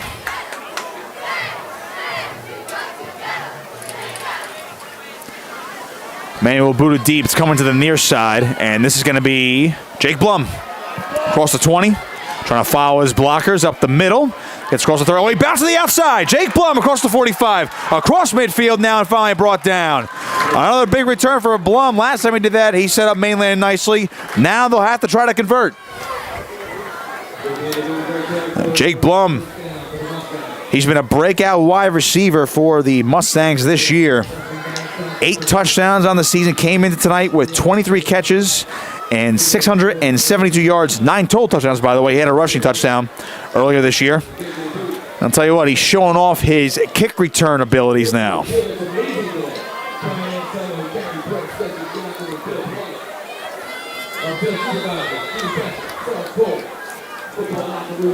So Mainland with less than half a field to go. Again, they do need 3 scores, all with 2-point conversions. Not totally out of this yet. Franchini rolling to his right, pitching one. That's Blum. Breaks one tackle, goes forward. Across the 35-yard line. Powell on the tackle. Close to a first down. See where they mark him down.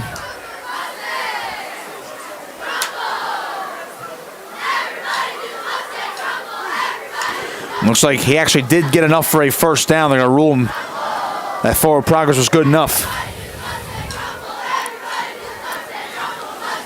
Of course, as we continue our coverage of this game, we'll be sure to keep you updated on Mainland's rival Ocean City, which is in a battle with Holy Spirit. 10-9, Ocean City on top, 3:11 to go in that ball game.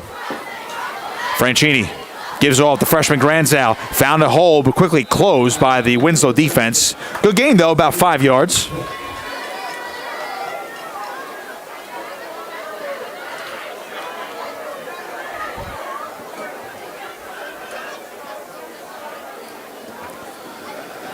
Mainland trying to be meticulous, but they can't take too much time. Again, with what they need in this game to try to get back into it.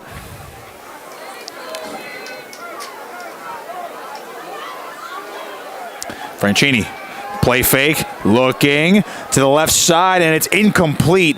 He was looking in the direction of Rocco DiBiaso, and that was Jaden Poteet, who just had that kickoff return for a touchdown.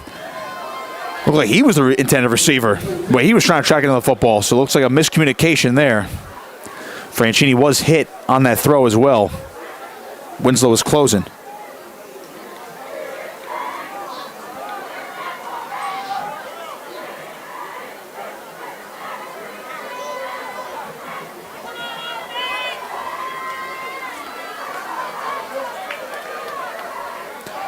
Third and 5.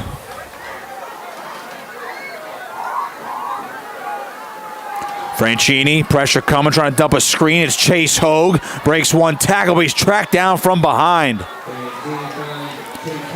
Really had no chance there. Malachi Brown, the senior defensive end on the tackle. And it's 4th down.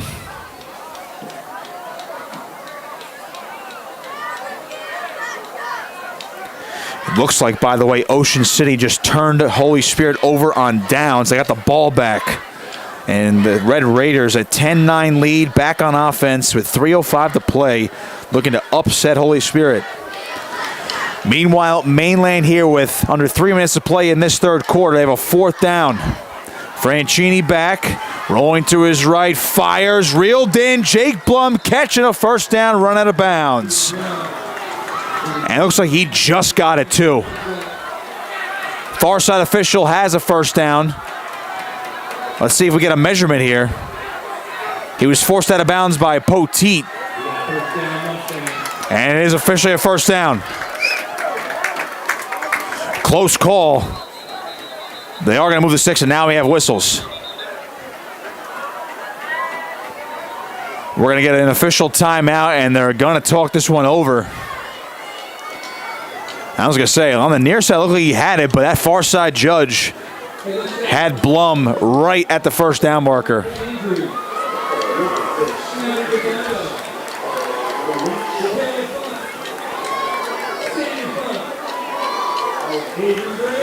So right now the ball is spotted. The nose of the football is at the 28-yard line. And here comes the Chang gang.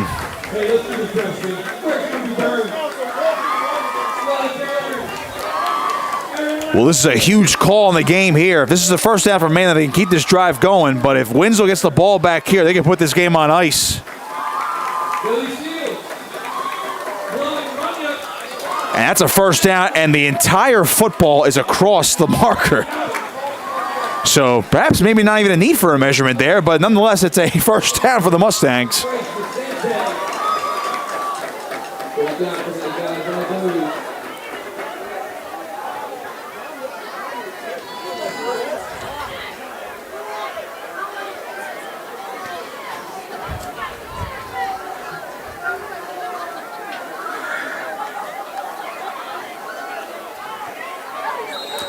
Clock resumes, 2.5 to go, 3rd quarter. Mainland trying to cut into the lead. Granzow ran into his own man, maybe a miscommunication on the play here.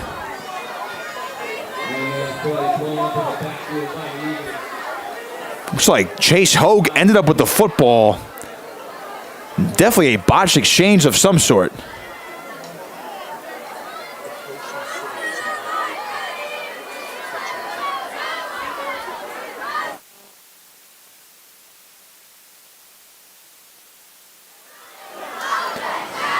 Second and 14 after the loss there, after the botched play. Franchini down the left sideline, and it is incomplete. Flag out.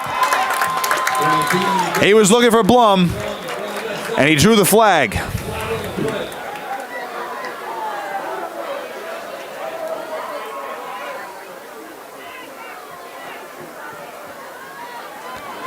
So a pass interference coming on Winslow. So Mainland catching a break.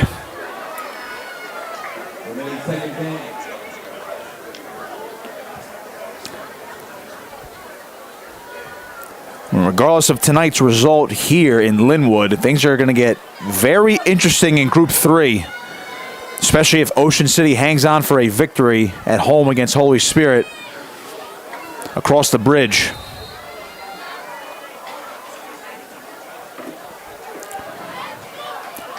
A 2nd and 1 after the penalty. Franchini gives off. Liam Kennedy has a hole, leaning forward. And he'll be brought down inside the 10-yard line. 1st down for the Mustangs, so they are at 1st and goal. Big opportunity here for the Mustangs to get back in the ballgame again. They're going to have to go for 2 if they want to keep this within reach. Should they get into the end zone, of course.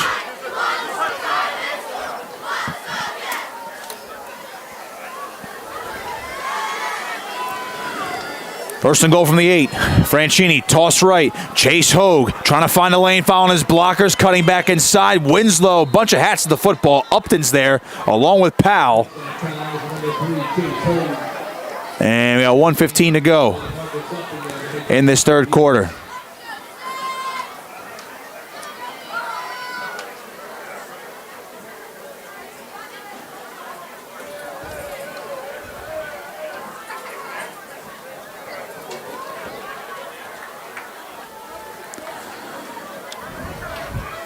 Franchini from the shotgun this time. Blum split out wide, top of your screen. Franchini looking that way. Throwing to the front corner of the end zone, misfired, looking for Rocco DiBiaso. It's going to be 3rd and goal. This is 4-down territory for Mainland. So they're going to have 2 more cracks of the end zone. Ocean City is kicking off. They're up 13-9 on Holy Spirit after a field goal, so the Spartans will get a chance here with less than 3 minutes to go. Try to reclaim the lead on the road.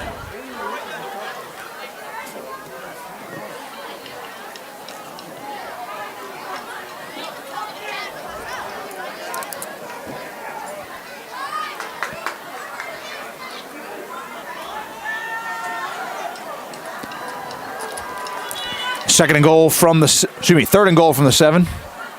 Hand off, chance for Rocco DiBiaso, lunges, touchdown to Mainland. And they're not done yet.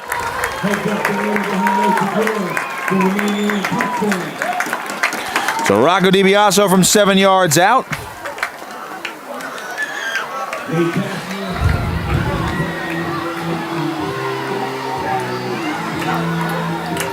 And we have a interesting muddle huddle action here, and they're going to kick the extra point.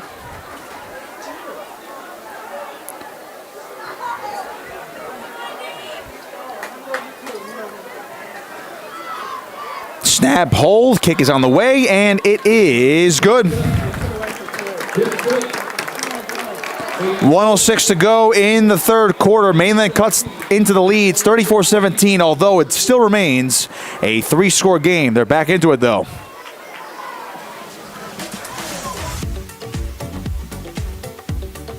This Cape Atlantic Live production of Mainland Regional Football would like to thank the following sponsors. The entire Mustang community greatly appreciates all of the support of the 2023 New Jersey State Champions. Tonight's broadcast is brought to you by ULMERS Appliance Service. And now, let's get back to the action at the Corral.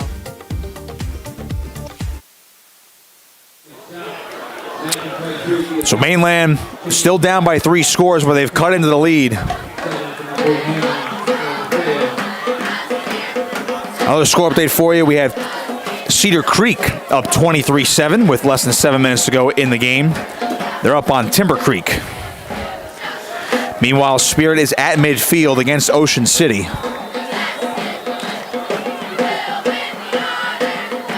And now they are driving into Red Raider territory. Again, Ocean City leads the Spartans 13-9 across the bridge. Nate Cashy will boot it deep. And this will be Poteet. He took it back for a touchdown last time. What do you have in store here? Poteet following his blockers, tripped up, and a flag comes down late. Good tackle and good coverage by Mainland. Luke Carrigan on the tackle. We have multiple flags down. We had one on the near side, one on the far side of the field. I mean, we're going to get a hold on a Winslow, so that's going to back him up a bit.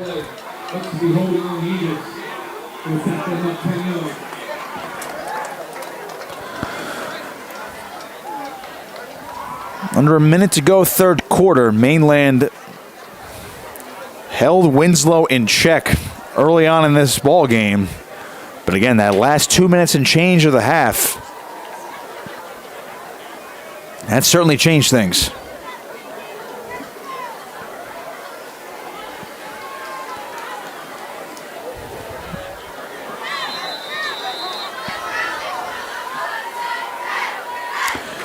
Parker will go from the shotgun on 1st and 10. Winslow backed up. There's a handoff. Powell got forward, but might have gotten back to just the line of scrimmage. Chase Hogue, first one on the tackle.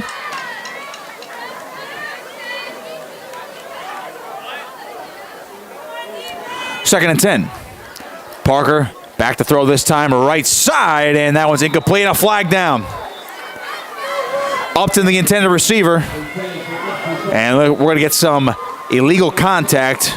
Found a pass interference call on Mainland here. Well, a tough break for the Mustang defense, which could have had them in a 3rd and 10 situation. Subs coming on for Mainland, Colt Russo and Luca Bruno coming on in as Lucas DiBiaso and Dallas Rowell will check out.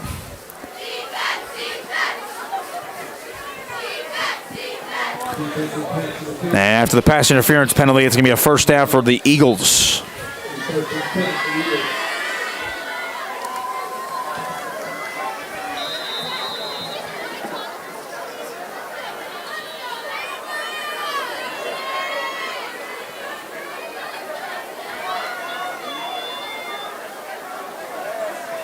Parker from the shotgun on 1st and 10. Dropping straight back. Good protection. Airing one downfield, and it is tipped in the air, and it is intercepted. It's Nate Rivera off the deflection. Coming back the other way across midfield. Following his blockers. Rivera with a convoy in front of him. Just still going down to the 25-yard line. Liam Kennedy tipped it, and Rivera is going to set Mainland up near the red zone.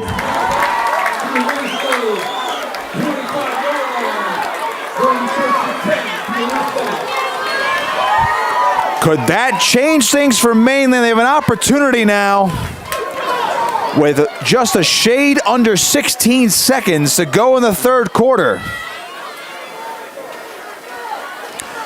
What a play by Liam Kennedy to bat it up in the air, and Rivera the heads-up interception. 1st and 10 from the 25. Franchini just got this one away, wants Blum. He makes the catch! A touchdown for Mainland! The Mustangs have climbed back into it. Franchini to Blum, 25 yards out.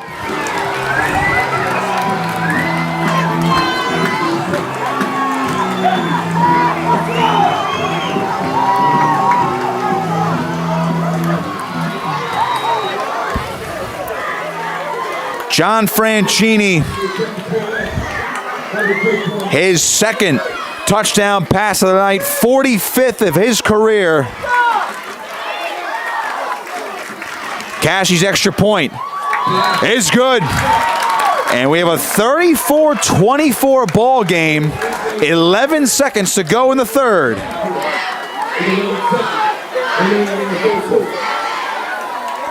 A quick turn of events, and now Mainland, again, that defense is going to still need a few more stops. We got a ball game now as we approach the fourth quarter.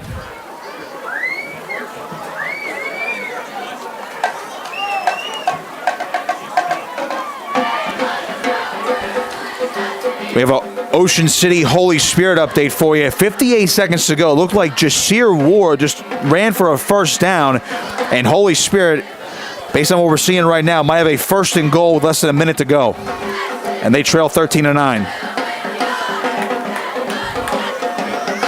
A lot of great high school football action around South Jersey tonight. Pleased you're with us here on Cape Atlantic Live. Nick Costco on the call, Matt Ulmer filming and producing tonight's broadcast. Mainland will conclude the regular season next week at Delsea, the defending Group 3 state champions, as they're fighting for their playoff lives as well. Have had a tough schedule this year. Mainland trying to stay near or maybe even get to the top of Group 3 if they can manage to come back and win this football game. Winslow trying to maintain one of the top spots in Group 4. A lot on the line tonight.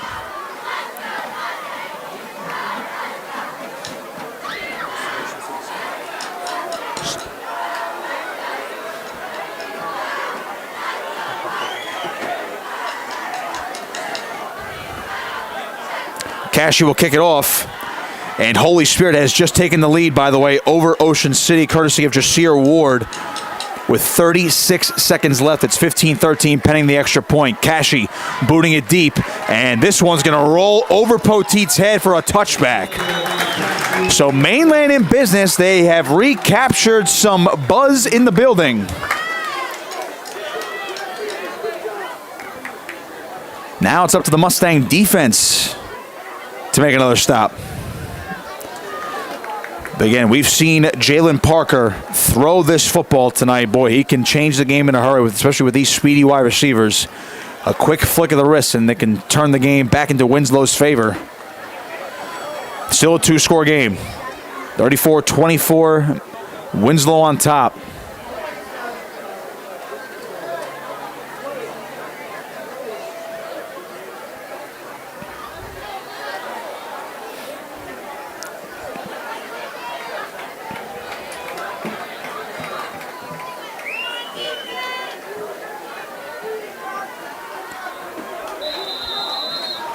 First and 10 for Winslow. Parker in the shotgun, empty set, up in the motion man, top of your screen. He'll look that way. That one's reeled in, caught, and trying to lunge forward. They look like Miller on the far side. Only a short gain, second down, and we are going to head to the fourth quarter. Winslow still on top, 34-24, but Mainland has scored 2 unanswered touchdowns. Got a ball game going to the fourth quarter on Cape Atlantic Live.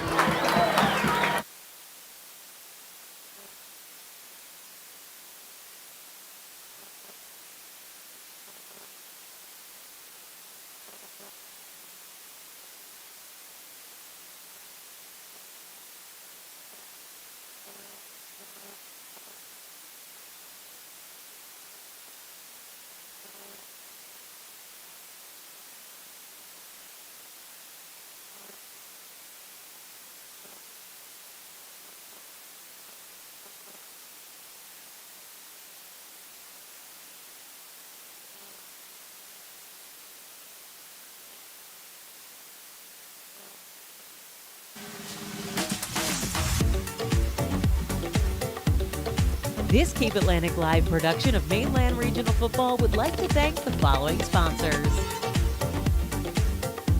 The entire Mustang community greatly appreciates all of the support of the 2023 New Jersey State We're going to set to begin the fourth quarter. Tonight's broadcast is brought to you by ULMERS Appliance Service. And now, let's get back to the action, the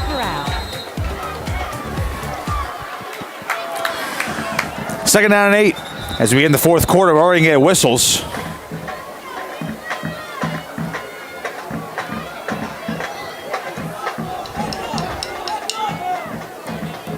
And I want to say this is a sideline warning on Mainland. And so we're good to go now.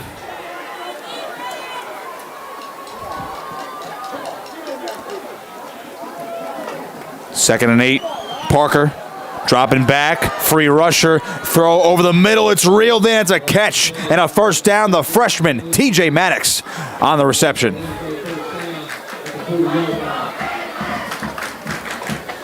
Well, that'll quiet down the crowd. Just an easy pitch and catch.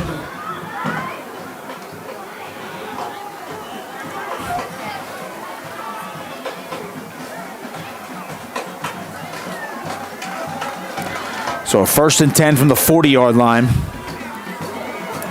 Looks like 24 seconds to go in the ball game over in Ocean City. And they're backed up in their own territory, the Red Raiders, who trail Holy Spirit 15-13.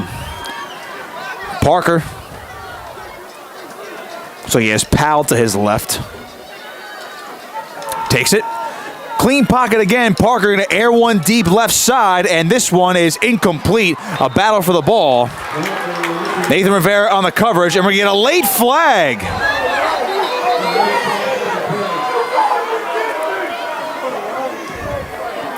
Boy, this will be a big call.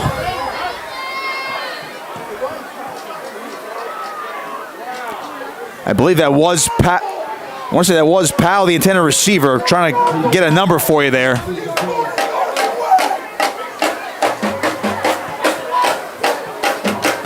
Boy, this is a big call.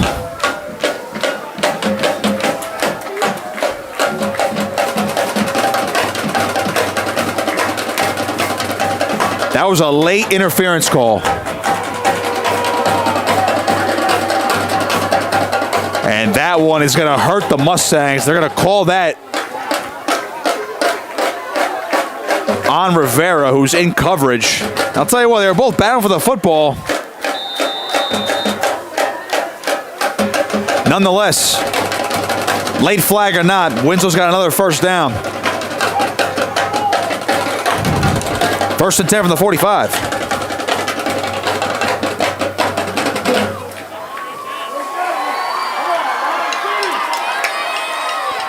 Parker Okay, signals from the sideline. Again, early fourth quarter here. Winslow on top by 10. Mainland need to stop. Parker, pitch. This is Powell using the speed, high step, and he's forced to drag down and out of bounds. Chase Hogue on the tackle. Ethan Schock helping clean things up. But a solid gain there for Powell, second and short. 18 seconds to go, by the way, Ocean City. Desperation time for them, down by 2.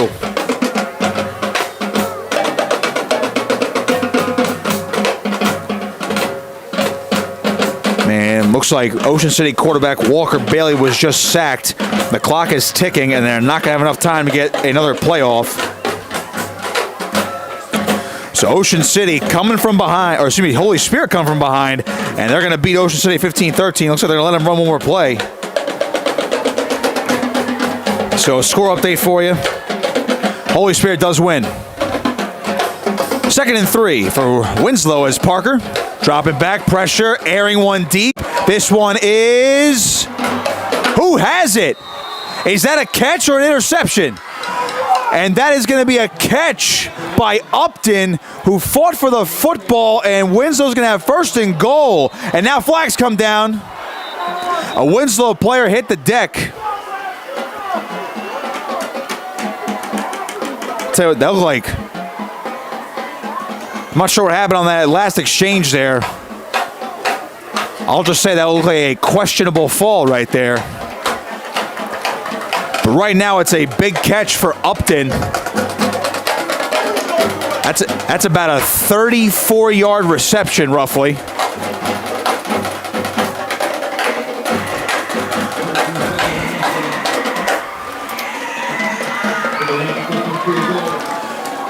It is a personal foul on Mainland after the fact.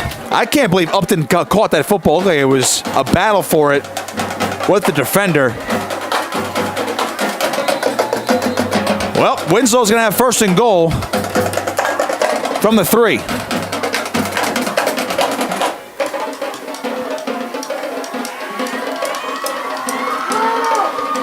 Parker from the shotgun. Takes it, toss, Ali. Breaks one tackle, another flag down as he slides short, hit the pylon, but he's going to be short of the end zone. But again, we got a flag down. We have to check on that. Boy, the yellow laundry has come out quite a bit tonight.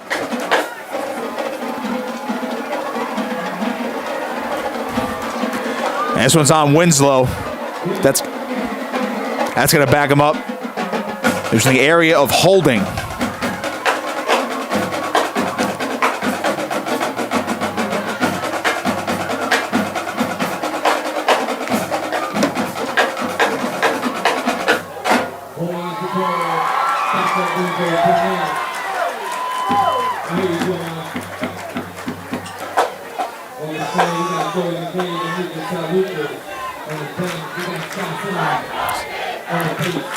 Final score update, Cedar Creek beats Timber Creek 23-7. So that'll...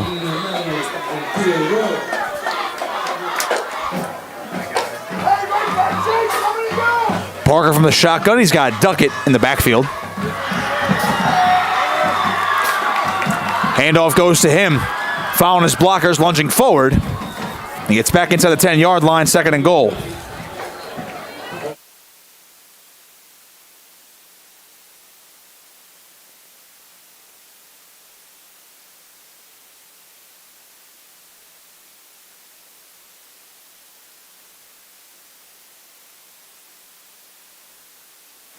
Second and goal. A direct snap.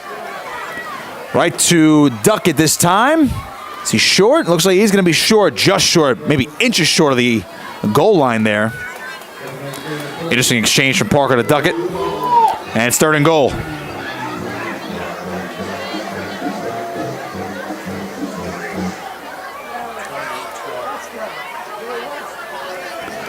Third and goal. Handoff, Duckett. And that time he's in for a Winslow touchdown. And this is back to a 3-score ball game, pending the extra point.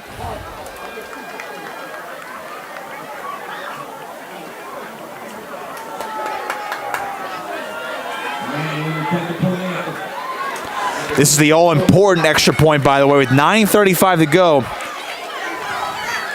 Emmanuel has missed one tonight.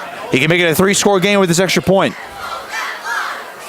Snap, hold, kick is up, and it is good. Oh, he just snuck it in. 41-24, Winslow back up by 3 scores.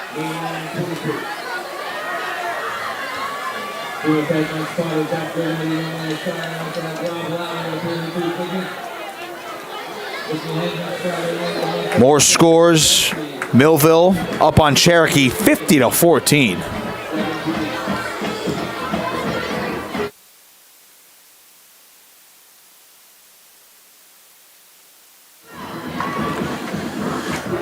Middle Township also in the lead right now over Group 3 playoff contender Apsagami 28-12. Gami move themselves in position. Middle actually on the cusp of the Group 2 playoffs as well, so that'd be a big win for the Panthers in terms of power points.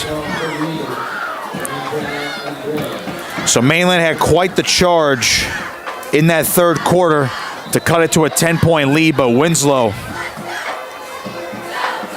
big reception by Upton and some penalties. Back to a 17-point lead, and this kickoff is going to go out of bounds on the far side of the field.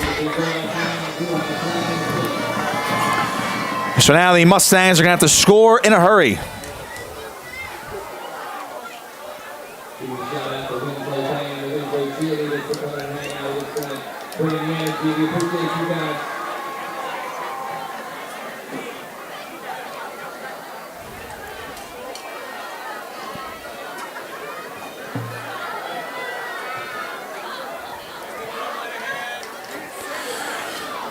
See what the Mainland offense has cooked up.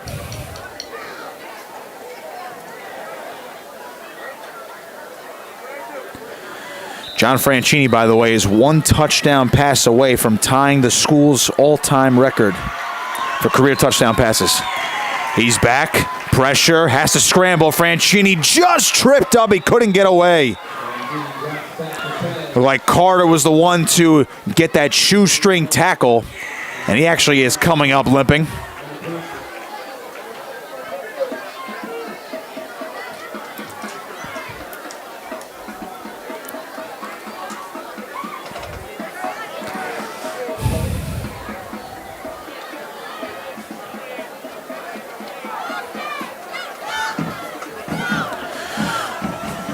Winslow will host Cherokee next week for the regular season finale. Another American Division game. Mainland heading to Delsey. And off here, Granzow getting across the 35, so it gets some of that yardage back, but it'll be 3rd and long. This is the most points Winslow's given up all season long. Their season high was 14 against Highland Regional. Otherwise, they've had 3 shutouts this year.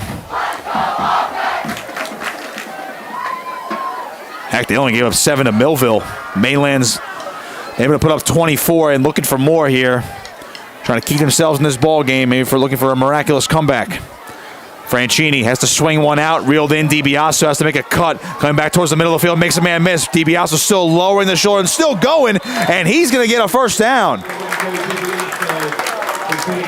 Impressive catch and run, Namir Tucker on the tackle.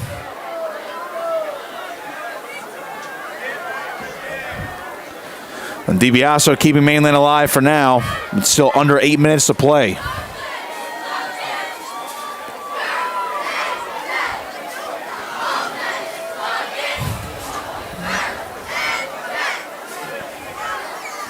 Here's Franchini.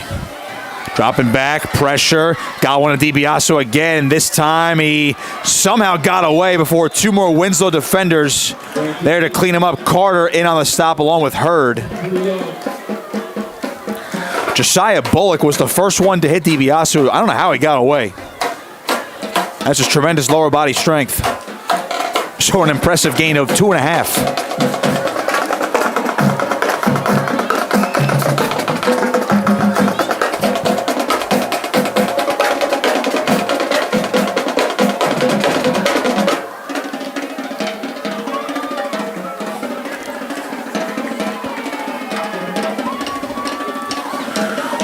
On 2nd and 8, DiBiase the motion man. Here's Franchini. Protection, left side, incomplete. Was not on the same page with Blum, who actually broke free as he inched towards the middle of the field. Helton and Upton were in on the coverage.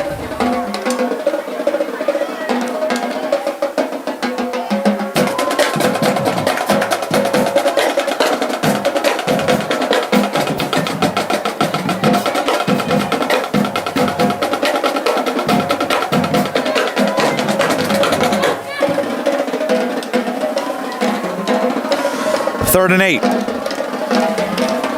Franchini in the shotgun. Granzow's the wing back.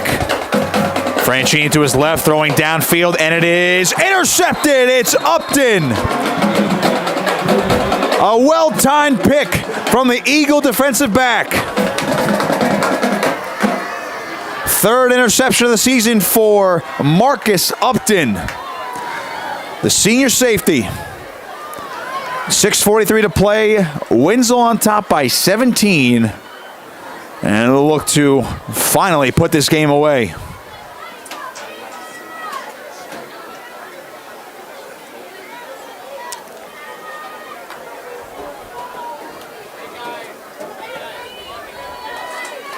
So the Winslow offense marching back onto the field.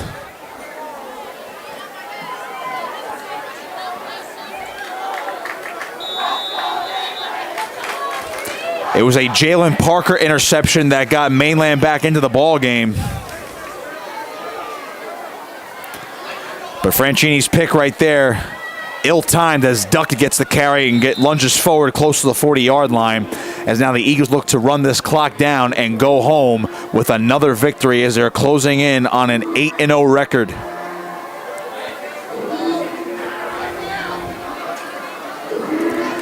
This state semifinal has certainly, the state semifinal rematch has certainly lived up to the hype. We've had some big moments in this game, but Winslow just a little too much, especially in that stretch from the end of the second quarter to about midway through the third. They built a 34-10 lead at one point. Parker dropping back, pressure, just got that one away, and it's incomplete. Blum and Rivera were in the area, in on the coverage, as Parker was looking for Helton. Helton's got 2 touchdowns tonight.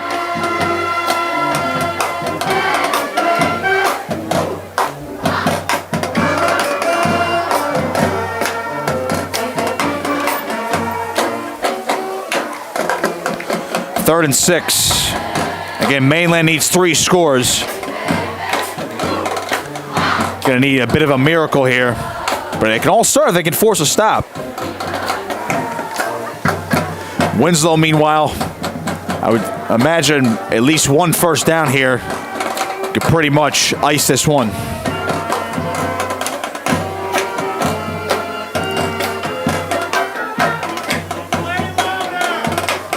Parker dropping back, clean pocket, going deep, wants Helton, and this one is incomplete. Jake Blum had the interception, went straight through his hands. I'll tell you what, if Blum actually reels that in, he has a lot of green grass on the near side of the field. It is 4th down, but Winslow's in their own territory. Got to imagine a punt's coming here. Parker's had one blocked today. And again, they don't use a traditional punting formation.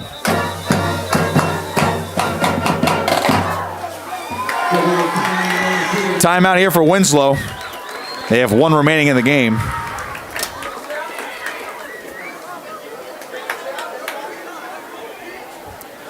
We've had some wild high school football games tonight. And Holy Spirit a comeback victory late, beating Ocean City 15-13. And Spirit led the majority of that game 9-0. So until Ocean City stormed back. But the Spartans do win their 7th game in a row.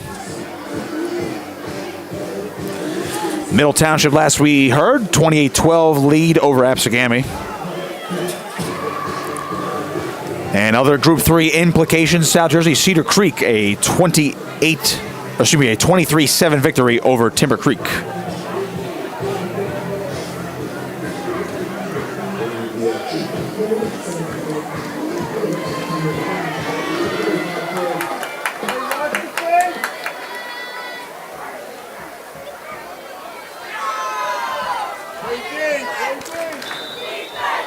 I think we actually might have a traditional punt here for the first time this evening from Winslow.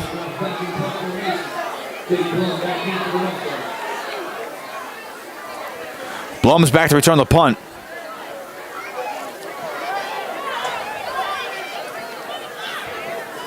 Nakeem Powell, he can do it all. It's a fake. He's going deep, and this one is incomplete. How about that call from Winslow? Boy, they really want to pour it on. He was looking for Helton on the far side of the field. And Nakeem Powell, he has punted this year, so that was a normal look. Got a bit of an arm, too, able to throw it downfield. 5:40 to play. Mainland is going to have the ball at the Winslow 39. Again, they need 3 scores. They have to do it in a hurry.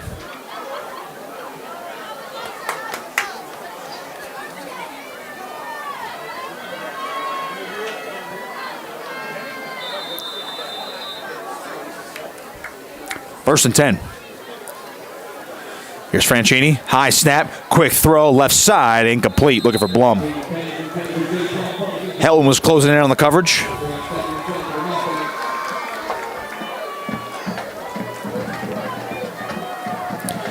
Mainland only has 2 timeouts, so the only way to climb back into this game, they're going to have to score quickly and start getting some onside kicks.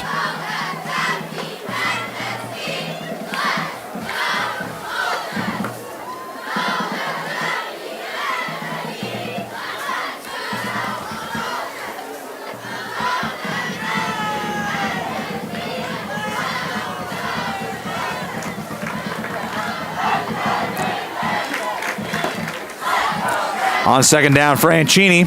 Pocket collapsing, throws over the middle, incomplete. Mistimed that throw, a little off the mark with Lucas DiBiaso, third down.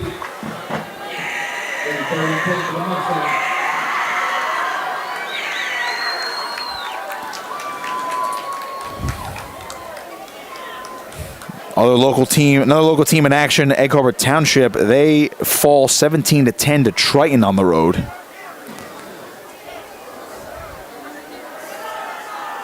So the Eagles fall to 4-4 on the season. They'll conclude next week at home against ACIT.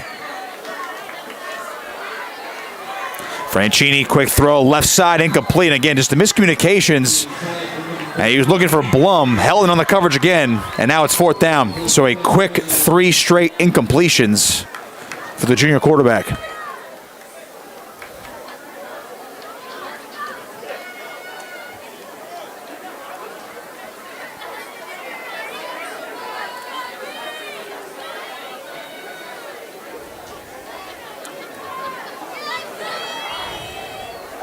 The Mainland able to stop the fake punt, and they've had the ball to 39 here of Winslow for 3 straight plays now.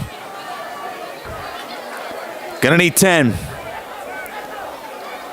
Franchini, back, pressure, he's flushed out again, and he'll try to run for it. He'll scamper, and not close. Turnover on downs, and Winslow will take over. I'll get the ball back here. With 5:23 to play, the Eagles looking to simply just try to run out the clock here, up by 17.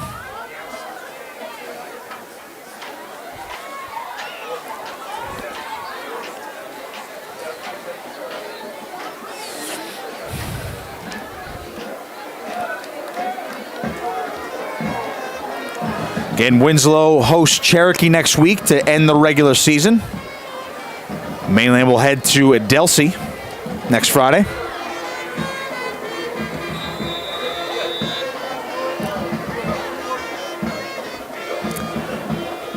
Playoff standings are going to get very interesting once we see all the PowerPoint calculations on Sunday. Parker gives off the Duckett, going off left tackle, and he's brought down after a gain of maybe about a half a yard. Host of Mustang defenders on the stop, including Rocco DiBiaso.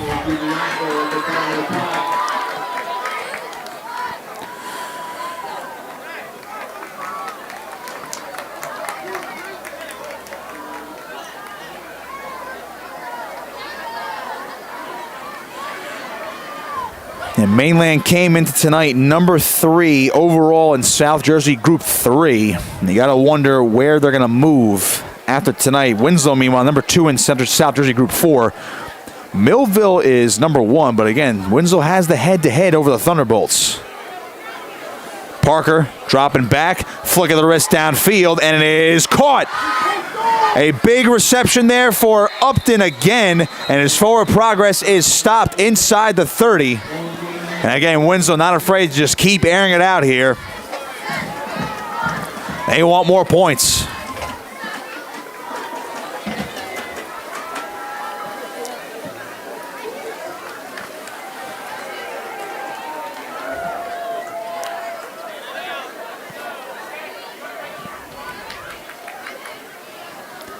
We have to reset the chains. With over 4 minutes to go in the ball game. It's been an entertaining one. A lot of big moments. Certainly some interesting calls out on the field as well. But Winslow gonna try to drain more clock on this drive to end it. Up by 17. Parker swinging one left side. Cameron Miller got a good block, makes a cut, got the first down the sideline, and he is pushed out of bounds. Looks like Nathan Rivera, the last one there to force him out. But it's another first down for the Eagles.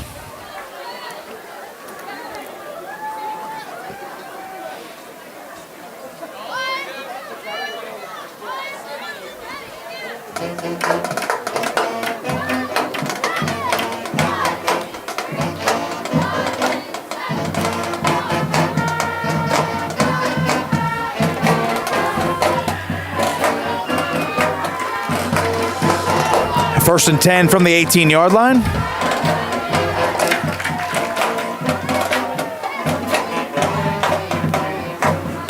Parker getting the signals.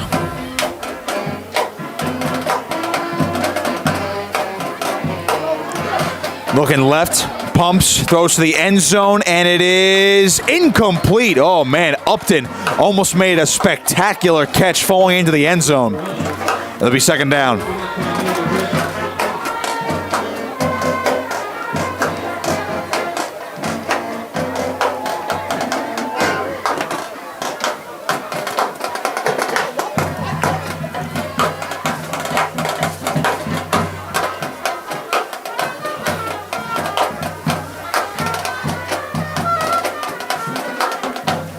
Looks like TJ Maddox is going to check back into the ball game.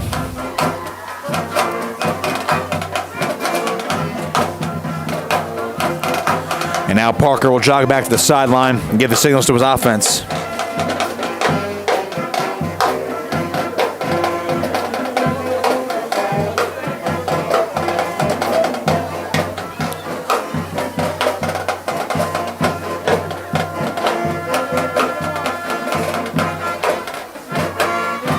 Parker on second down, swinging on the right side. That is Nakeem Powell making a cut. Oh, he got away. Powell, shifty moves inside the 10-yard line, and now a host of Mustang defenders finally there to bring him down. He's close to the marker. We'll see where they rule him.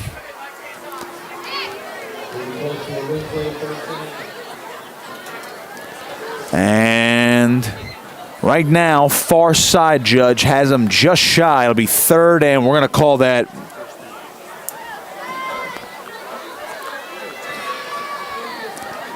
And actually, now they're going to switch it to first down, and the chain gang, well, they're going to drop him now, so it'll be first and goal.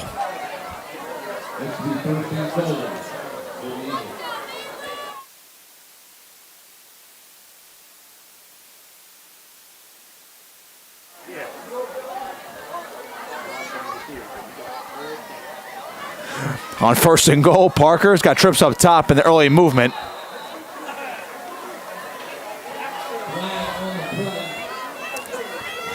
This one looks like it's going to be on Mainland. It is, and the right guard, Caden Gray for Winslow. Tell you what, he. I guess can we call that a flop? That was more for comedic purposes, though. Can't blame him for having fun out there. 2.5 to go in the game. Clock's still ticking. Winslow looking to punch it in one more time for the exclamation point on the game.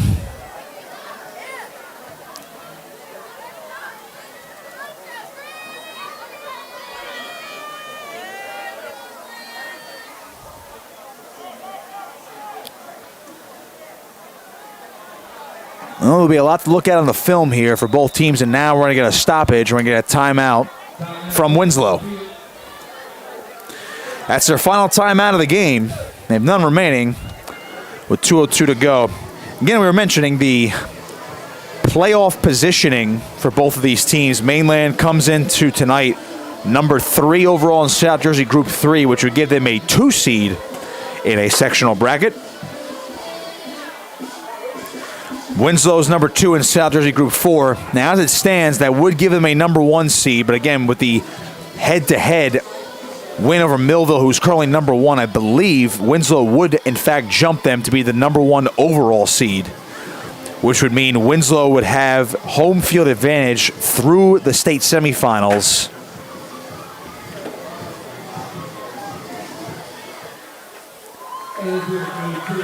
Off the top of my head, I actually forget if they were the number 1 seed last year, but Winslow did host the state semifinals against Mainland last year in this half of the state. First and goal from the 4 as we resume action. Parker's got trips up top. He's looking that way now as Poteet's the motion man.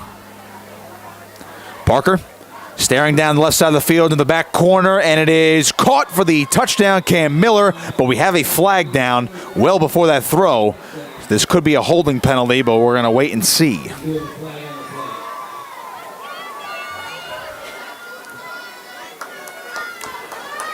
And looks like we have early movement, if not a legal procedure on Winslow, so nullify that play.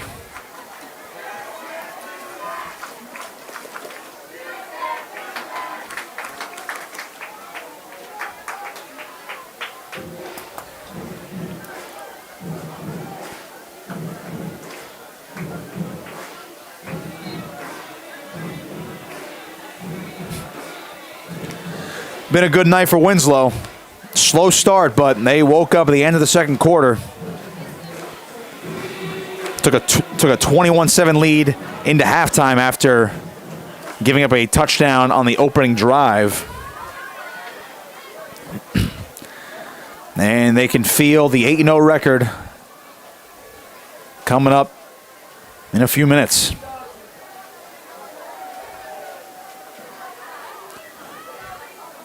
Powell, the motion man here, as he shifts to the right side. And he's going to get the handoff up the middle, breaks one tackle, lunging forward, he's in for the touchdown. Powell punches it in, and the exclamation point there for Winslow. Great night for the offense.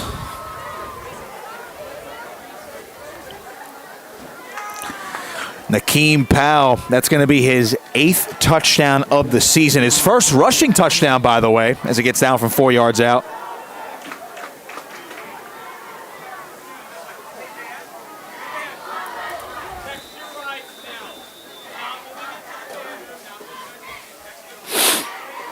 Emmanuel for the extra point.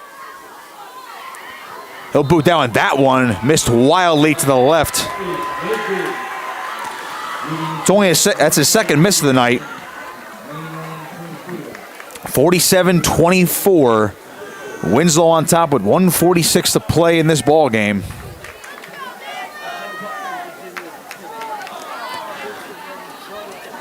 So Mainland is going to fall to 5-3.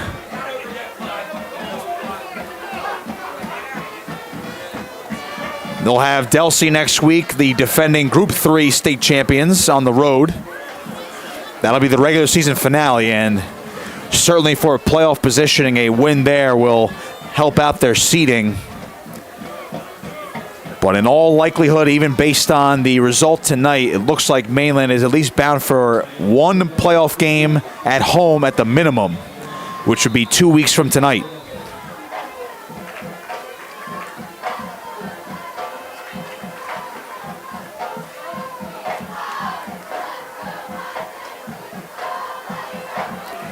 Had a late player onto the field for Winslow, so that's why we are delayed in this kickoff. But here comes Emmanuel in the run-up. And he'll boot it to the left side, and I'm not sure if he's aiming to go out of bounds, but that's the second kick in a row he's done that. Ball will be put out to 35, and Mainland Looks like they'll just end this game on offense here.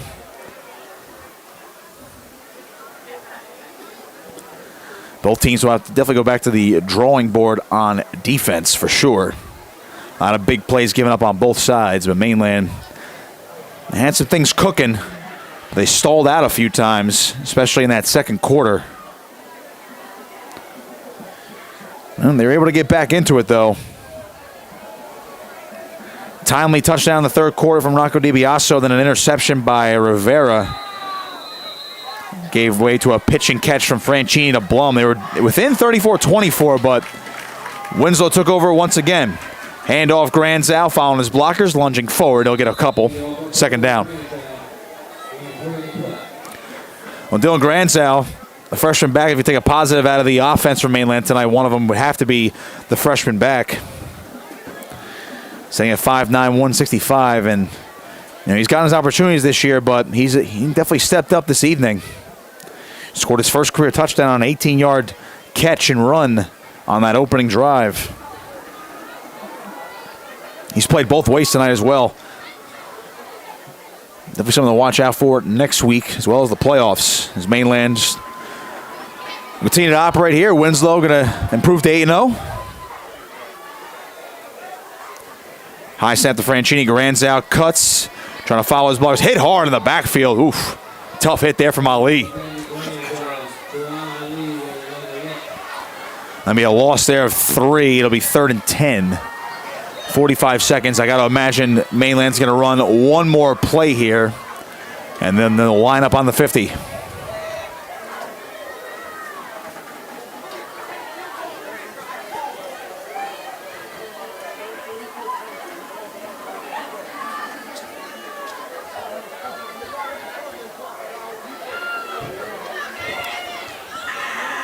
And presumably the final play of the ball game here is Mainland. If we lick its wounds a little bit tonight, some missed opportunities. I'll have to regroup for next week. One final carry, Chase Hogue, and that'll do it. Line up at the 50. Winslow improving to 8-0 with a 47-24 victory over Mainland, as the Mustangs will fall to 5-3. We'll head to Delsey next week. Winslow will host Cherokee for the regular season finale. That'll do it for us. For Matt Ulmer, I am Nick Costco saying so long. Once again, Winslow 47, Mainland 24 on Cape Atlantic Live.